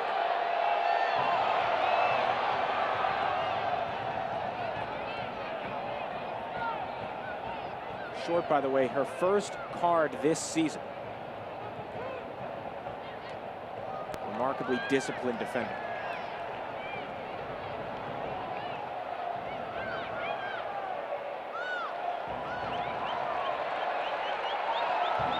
Plenty of room for Serna Gorcevic. Still moving forward. And that's a foul called on Stanton, so a dangerous set piece coming up for Thorns FC. First, though, Tyler Lucy will enter this match for Midge Purse. Bit of a surprise with how well she's playing. Now, again, she's averaging just 23 minutes per game in the matches she's played, so Mark Parsons perhaps not wanting to give her a full 90, but what a remarkable performance from Midge Purse. Yes, building up her minutes is going to be extremely important, and she has so much quality in those minutes that she's giving. You can see here as Simone Charlie sets her up for her first goal, she shows right where she wants the ball and is able to put it away. And she's been very, very impactful. Even though it won't be a full 90, her impact is very lasting. As we saw the first goal, here's the second goal. Simone Charlie with a cross, finding Purse. This duo has been spectacular today. I mentioned Batman and Robin, peanut butter and jelly. Take your pick. As their day as a duo is done with Purse on the bench. But that's something to look forward to if you're Mark Parsons. These two players play off each other phenomenally well.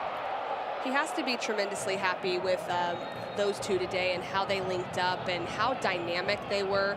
And Tyler Lucy is another player that in her last showing showed some moments of being very dynamic. So as he goes through this portion of time without the World Cup players, he can't just depend on one player or even two players. So getting significant minutes for a lot of his roster is going to be important. Again, for Purse, her first start of the season. For Charlie, her second. And they took a huge step up today. Short beats Charlie with the ball. Gets it back to Emily Boyd. 69th minute, now 70th minute. Here from the newly reopened Providence Park in Portland, Oregon. Again with Casey White, I'm Corey Cohen. A little over 20 minutes remaining in this. Thorns FC still with a 2-0 lead over the Red Stars.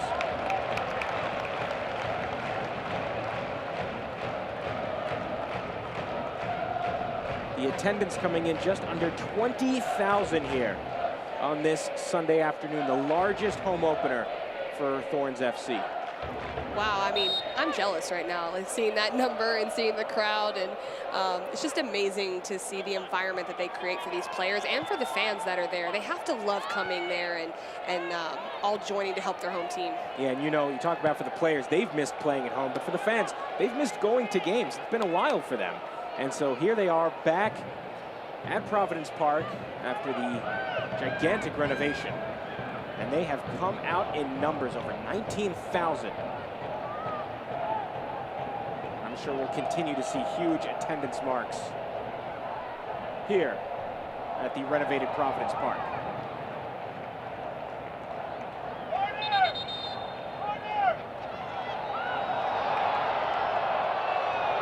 So it looks like a corner kick coming up for the Red Stars. Fans don't like it. Johnson was appealing.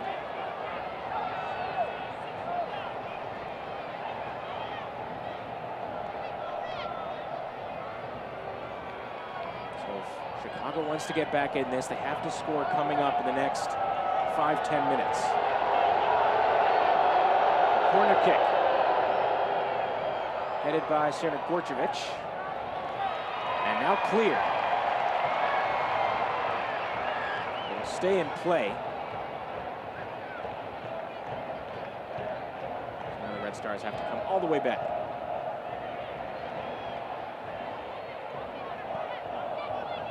Nice work to switch fields. Vasconcelos. Touch off Klingenberg.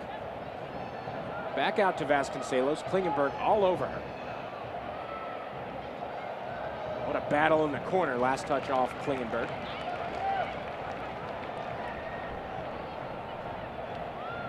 Quick throw-in. Casey short in the attack. Nagasato played back. Aaron Wright on the cross. Eckerstrom with a nice grab.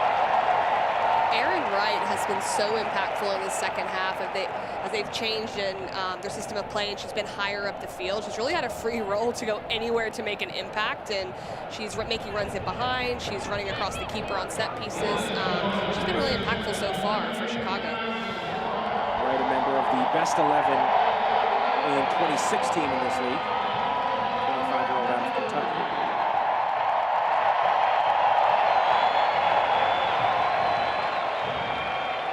Gorjevic. Nice move by the Swiss national. Short though. Great defense yet again.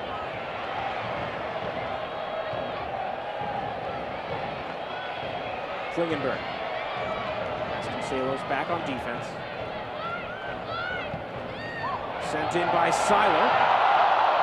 Simone Charlie, a huge missed opportunity. No, the offside flag was up anyway. They do well in the back pass to step the line, and Tyler Lucy and Simone Charlie were caught watching that a little bit and excited to go into goal, but Chicago's discipline to step and step together was very important there.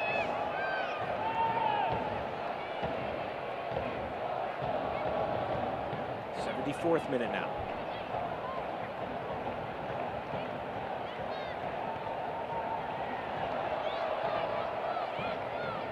Chicago has not beaten Portland in 6 years. Thorns hoping to extend that streak.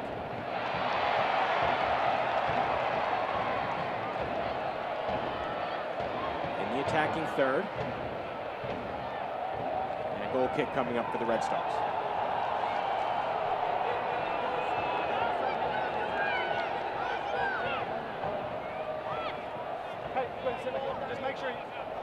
These teams, by the way, entering today had the exact same number of goals scored and goals allowed on the season.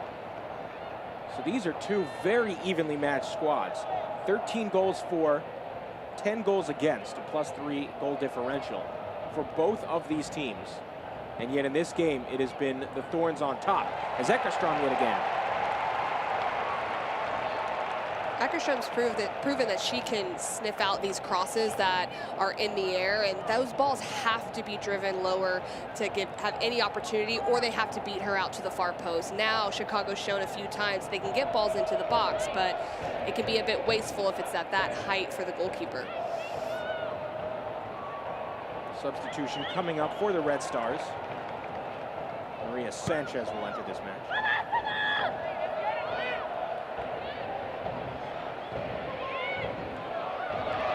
Serna Gorchevich with the interception. Plays it off to Charlie.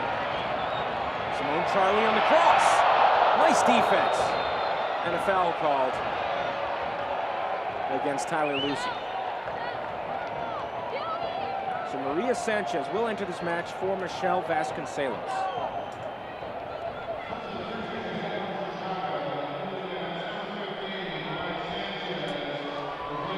Sanchez, the 23-year-old from Idaho. Parents are Mexican, though. She represents the Mexican national team with 13 caps.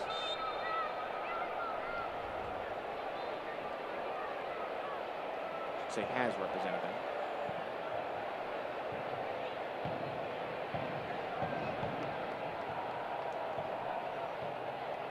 Portland hoping to hold on to a victory here in their homecoming. They've been phenomenal at Providence Park since 2016, 24-5-5.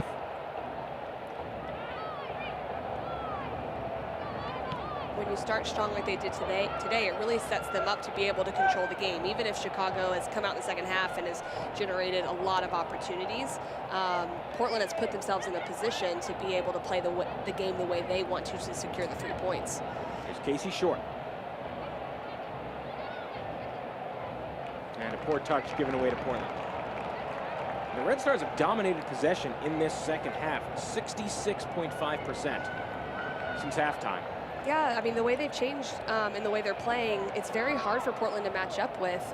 They're pushing higher on the outside backs of Portland. The center backs can't go out and cover in those areas as much because they have 2 forwards in Nagasato and Katie Johnson that's occupying them. So it's allowed them to get more numbers higher up the field and generate more chances. Chicago has certainly played better. The defense has been great. Naughton and Gordon in the back. Short has been all over the place. Aaron Wright, we've mentioned a bunch. The midfield's been good. Just that final third, they haven't been able to find the back of the net.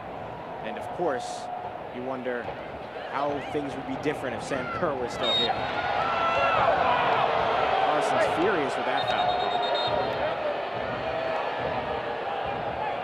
Right at the edge of his box, and he's going to get a caution from Victor Rivas, the head referee.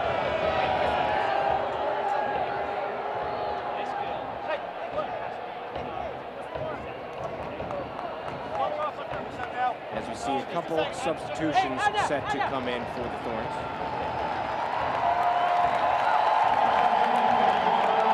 Marissa Everett will enter the game for Portland, with Simone Charlie getting a rousing ovation from the home fans.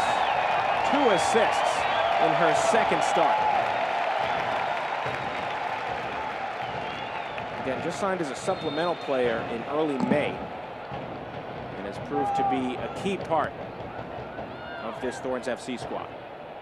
It's pretty scary for the rest of the league to see Midge Purse and Simone Charlie growing in confidence with all the other players that Portland has. This time period where they're having success just makes that roster have even more depth and players that can, you know, really contribute on the attacking end.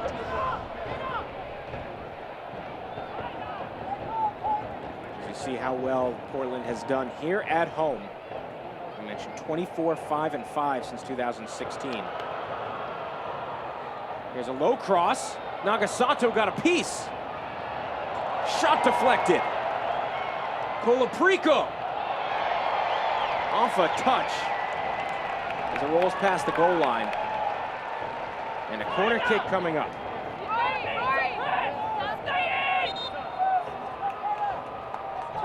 As we see a substitution for the Red Stars, Kayla Sharples will enter this match, another Chicago area player, 23-year-old out of Northwestern. She'll come in for Katie Johnson.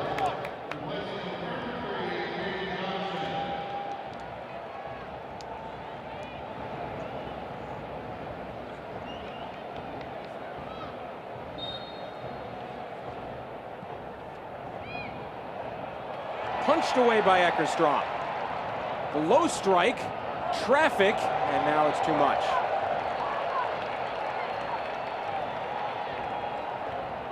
The organization on the set piece for Chicago is very, very good. They're getting second and third chances, but there's just so many numbers in the box, and all their shots that are going on frame are being blocked, but their organization is really great to set them up for those opportunities.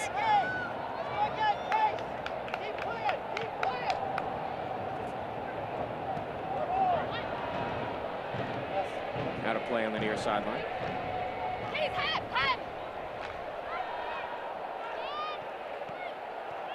Marissa Everett getting her first minute. She's a national team replacement player out of the University of Oregon. There's Casey Short. And last touch off of Klingenberg. So another corner kick coming.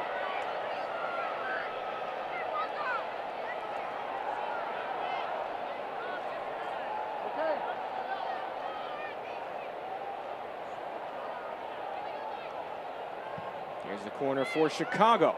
On target, right to Eckerstrom. The Red Stars are knocking on the door. Haven't quite been able to score. That's such a better ball because it's away from Eckerstrom, and you know Chicago's able to get on that because it's away from her, and just a little bit more momentum would have had a little more power on the header.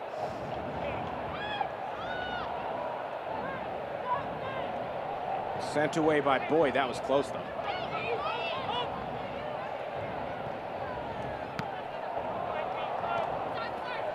Red Stars haven't been held scoreless in back-to-back matches since June of 2016. And of course, they lost 2-0 to Washington last week, facing the possibility of another 2-0 loss. There's a foul. So they haven't had back-to-back scoreless games for 3 years, and they haven't beaten Portland in 6 years. Yes, it's proving to be a bit of a tough task, and Chicago is generating so many corner kicks and set pieces and opportunities that are coming into the 18. But the sign of a good team is what Portland's doing. They're withstanding the storm. They're committing players around the ball to defend, and the details just aren't quite as sharp as they need to be for Chicago to get on the board. And look at all the fans here from the Rose City Riveters. And you add up all these things you talk about. Of course, it's their first match back at Providence Park, and they're 24-5-5 since 2016. And Thorns haven't lost a match to Chicago in 6 years. And Chicago, you add up all these things, and it's almost as if the writing's on the wall that this is just an uphill battle for the Red Stars without Sam Kerr in a hostile Providence Park. Yes, You know, as a coach, obviously you want to get points on the road. You want to get a positive result, but it doesn't always happen that way. Like being away, being on the road, you're at an immediate disadvantage, no matter what the quality is you have, no matter how many opportunities you generate, and that can be very, very tough. So Portland, just on the flip side, wants to secure these 3 points, because where else are you ever going to get this type of advantage like you do with being at Providence Park? Especially in this being their first match, home match of the season since the monumental renovation of Providence Park. As we mentioned, just under 20,000 fans out for this one. As we'll see the final substitution of the day for the Red Stars for both teams. Brooke Elby will enter this match. She'll come in for Katie Naughton. Naughton, a true center back. Elby more of a defensive midfielder, so it is a bit of a tactical shift.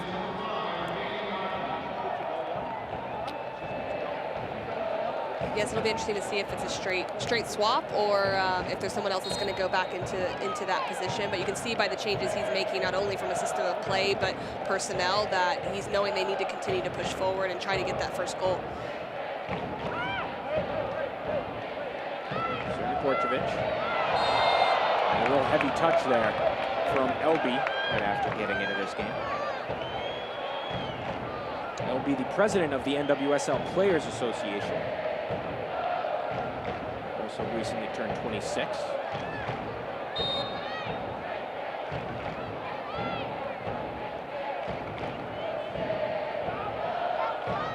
'85th minute here from Providence Park.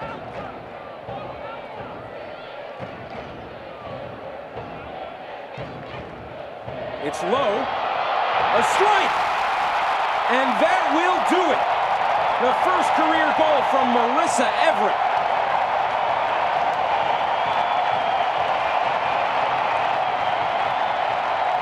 Portland goes up 3-0 and will defeat the Chicago Red Stars.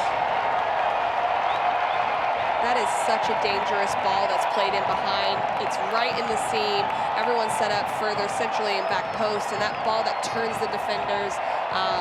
What a heads-up play by Megan Klingenberg to play that into that 6-yard space. Marissa Everett just announced a little over a week ago as a replacement player. Right through the legs of Emily Boyd.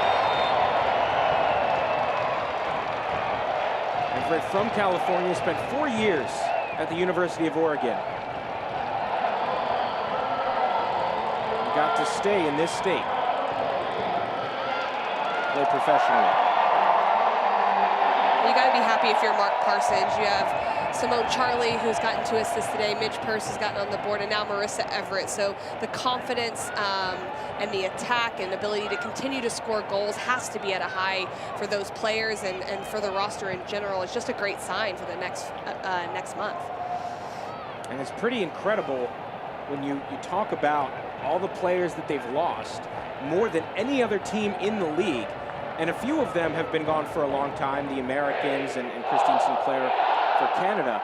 But they just recently lost Ellie Carpenter and Caitlin Ford and Andresina. And yet, this team, with more players gone than anyone else, seems to have adjusted better than perhaps anybody else, maybe outside of Washington. Yeah, he talks about, how those players are gone, and of course they're certainly missed, but there's so much enthusiasm from this roster. Here's a cross in from Chicago. Elby, now a strike. Klingenberg, playing almost as a keeper. Eckerstrom dove for it, but Klingenberg was right there.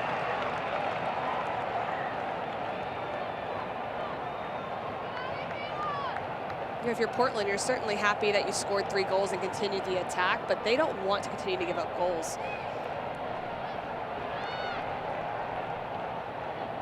Little chip, and that's off target.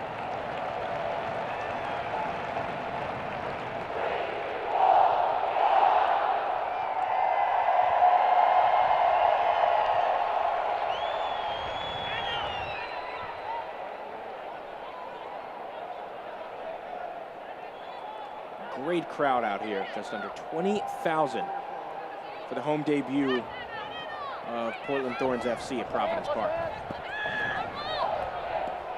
Look at how many shots the Red Stars have taken. They've been great, especially in the second half. They've been aggressive, they've been on the ball. But just that final third, they haven't been able to put it all together. Yeah, the second half has been a different story as far as the run of play, and Chicago's created so many chances. The changes Coach Rory Dames made were huge in allowing them to create more chances on goal.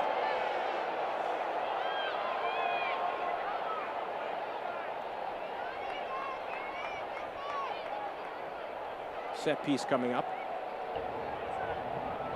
Will be taken by Maria Sanchez. Meanwhile, Megan Klingenberg, who got the assist, now tied at the top with Yuki Nagasato, her third assist of the season.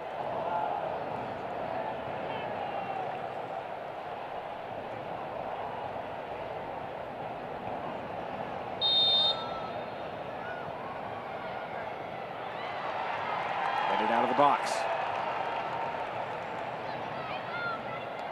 Nice touch off the Thorns.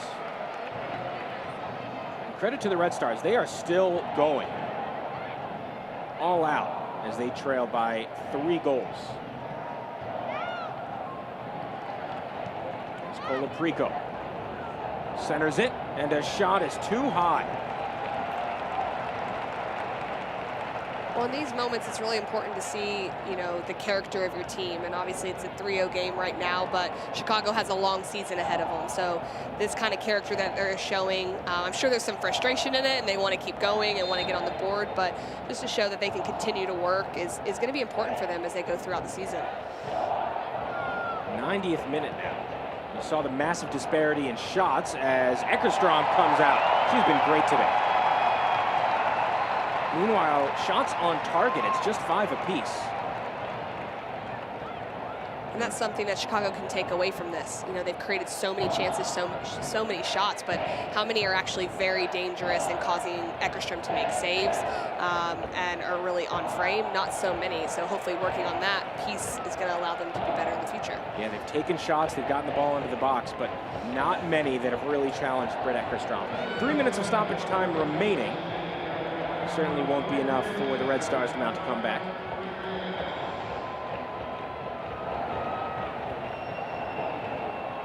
These teams entered having the exact same number of goals scored and goals conceded on the season. But it has been Portland who is taking control here now with a +6 goal differential and 16 total goals on the year. Now tied with North Carolina for the most goals scored on the season. Meanwhile, the Courage have actually played 1 more game than Portland.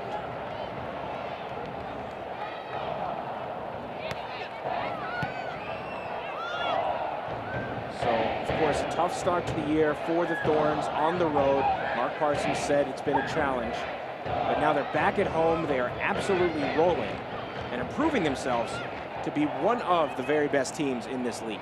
Yes, they came through that stretch. I mean, 6 games on the road is hard for any team. And they came through that stretch in a pretty good place. And now they're able to be at home. And to start off with a result like this, he has to be excited for his team.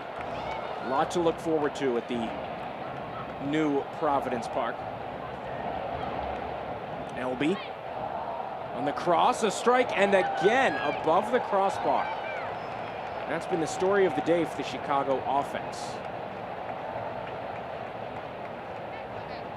Time Sharples with the shot.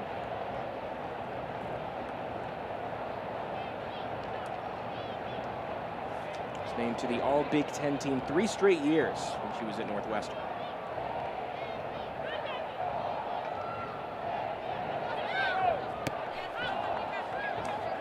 Again, Portland closing in on the win, extending 6 years since they've lost to the Chicago Red Stars. Just an unbelievable run.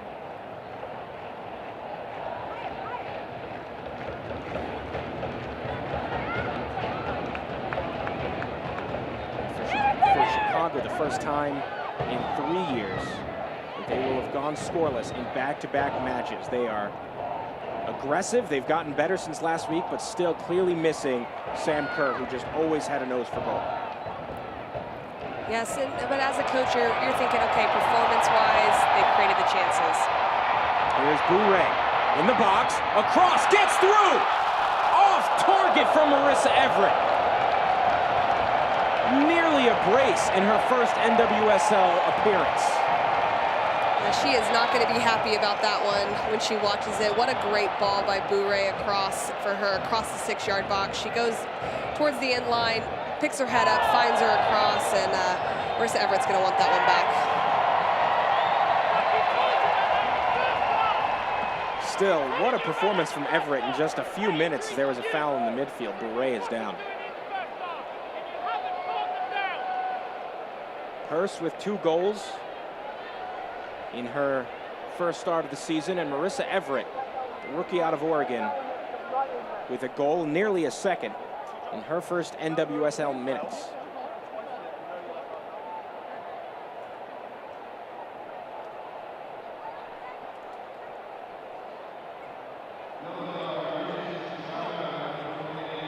We take a look at the foul, and just a headbutt.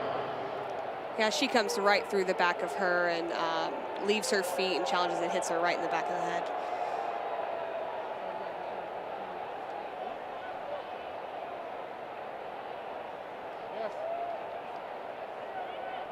And a yellow picked up by Sharples.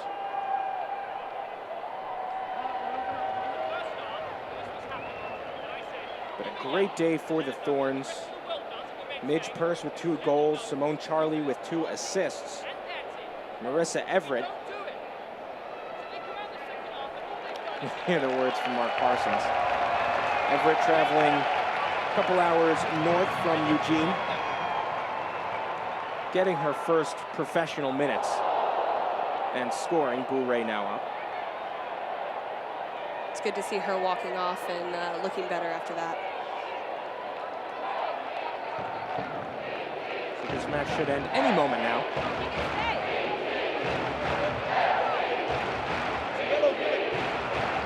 PTFC chants, Portland Thorns FC. The Rose City Riveters have been sensational today. Back in their home stadium for the first time this season. After the expansive renovations. Class of women's soccer. That's a handball on Nagasaki.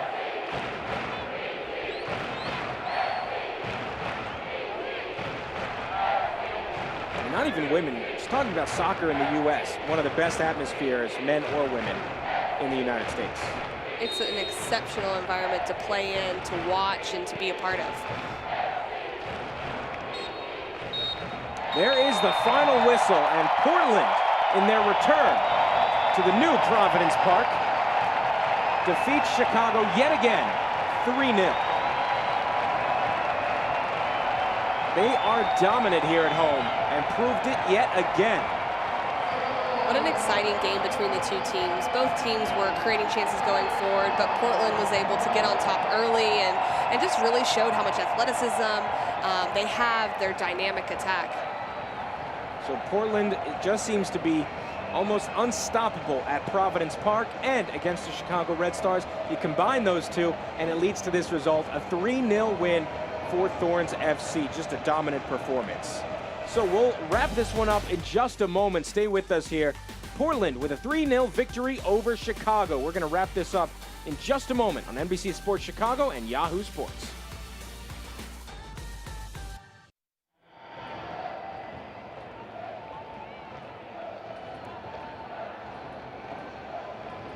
Final score here from Providence Park, 3-0 victory for Portland Thorns FC over the Chicago Red Stars. A dominant performance in the first home game of the season for Portland, as you see Dagny Brynja's with her baby. She missed last season to give birth to her baby and has come back red hot. Another great game today for her. Let's take a look at the highlights between these two teams. It's a great touch here by Simone Charlie and just slips the ball in behind through the seams for Midge Purse, who gets that touch on the ball and is able to get it on frame. Just a phenomenal through ball from Charlie. Purse calling for it, she gets it and finishes. This duo would not be stopped today. Just the first start of the season for Purse, second start of the season for Charlie, but they were sensational out on the pitch together. You know, you see they get out of pressure here, and what a creative touch by Simone Charlie to get in behind. And I love that she's going full speed, composure, lifts her head up, and is able to pick Purse out for the finish. Yeah, those two couldn't be beaten. Simone Charlie to Mitch Purse happened twice in the span of 5 minutes. Just a legendary game for those two young players who surely are going to create a lot of noise in this league once they're back, of course, from the World Cup break. And you'll see in the second half, this corner kick goes right in, Aaron Wright, right in front of Eckerstrom, just off the crossbar, and Portland's able to clear it out. Chicago had a ton of chances. They played a great game. But then we saw Portland wrap this one up, seal it with a goal from rookie Marissa Everett, one of the national team replacement players. And Megan Klingenberg plays a great ball in behind the back line, and Marissa Everett deals with a tough ball there for the finish. You see the difference in shots. Chicago with 27, Thorns with 9. But you look at the shots on goal, that's remarkably even. Then, of course, the scoreline. Yeah, it's about being effective. They were effective in the first half, Portland was, and was able to put away 2 chances. That allows them to, sit back a little bit at times. And Chicago certainly created a ton of opportunities, a ton of set pieces, but weren't effective and weren't able to get the details right for goals. Absolutely. So, obviously, Chicago, they controlled possession. They played a good match, but all that matters is the scoreline. And Portland Thorns FC, in their home opener, their return to Providence Park, gets the win. This, of course, being the final match before the World Cup break. We hope you'll join the NWSL again in a couple of weeks as you see these teams come back later in June. We want to thank you for joining us for this one. For our producer, Sharni Yerke, director Jose Buesno, replay Paul Beam, my partner, Casey White, and our entire crew. I'm Corey Cohen, signing off from Soccer City, USA.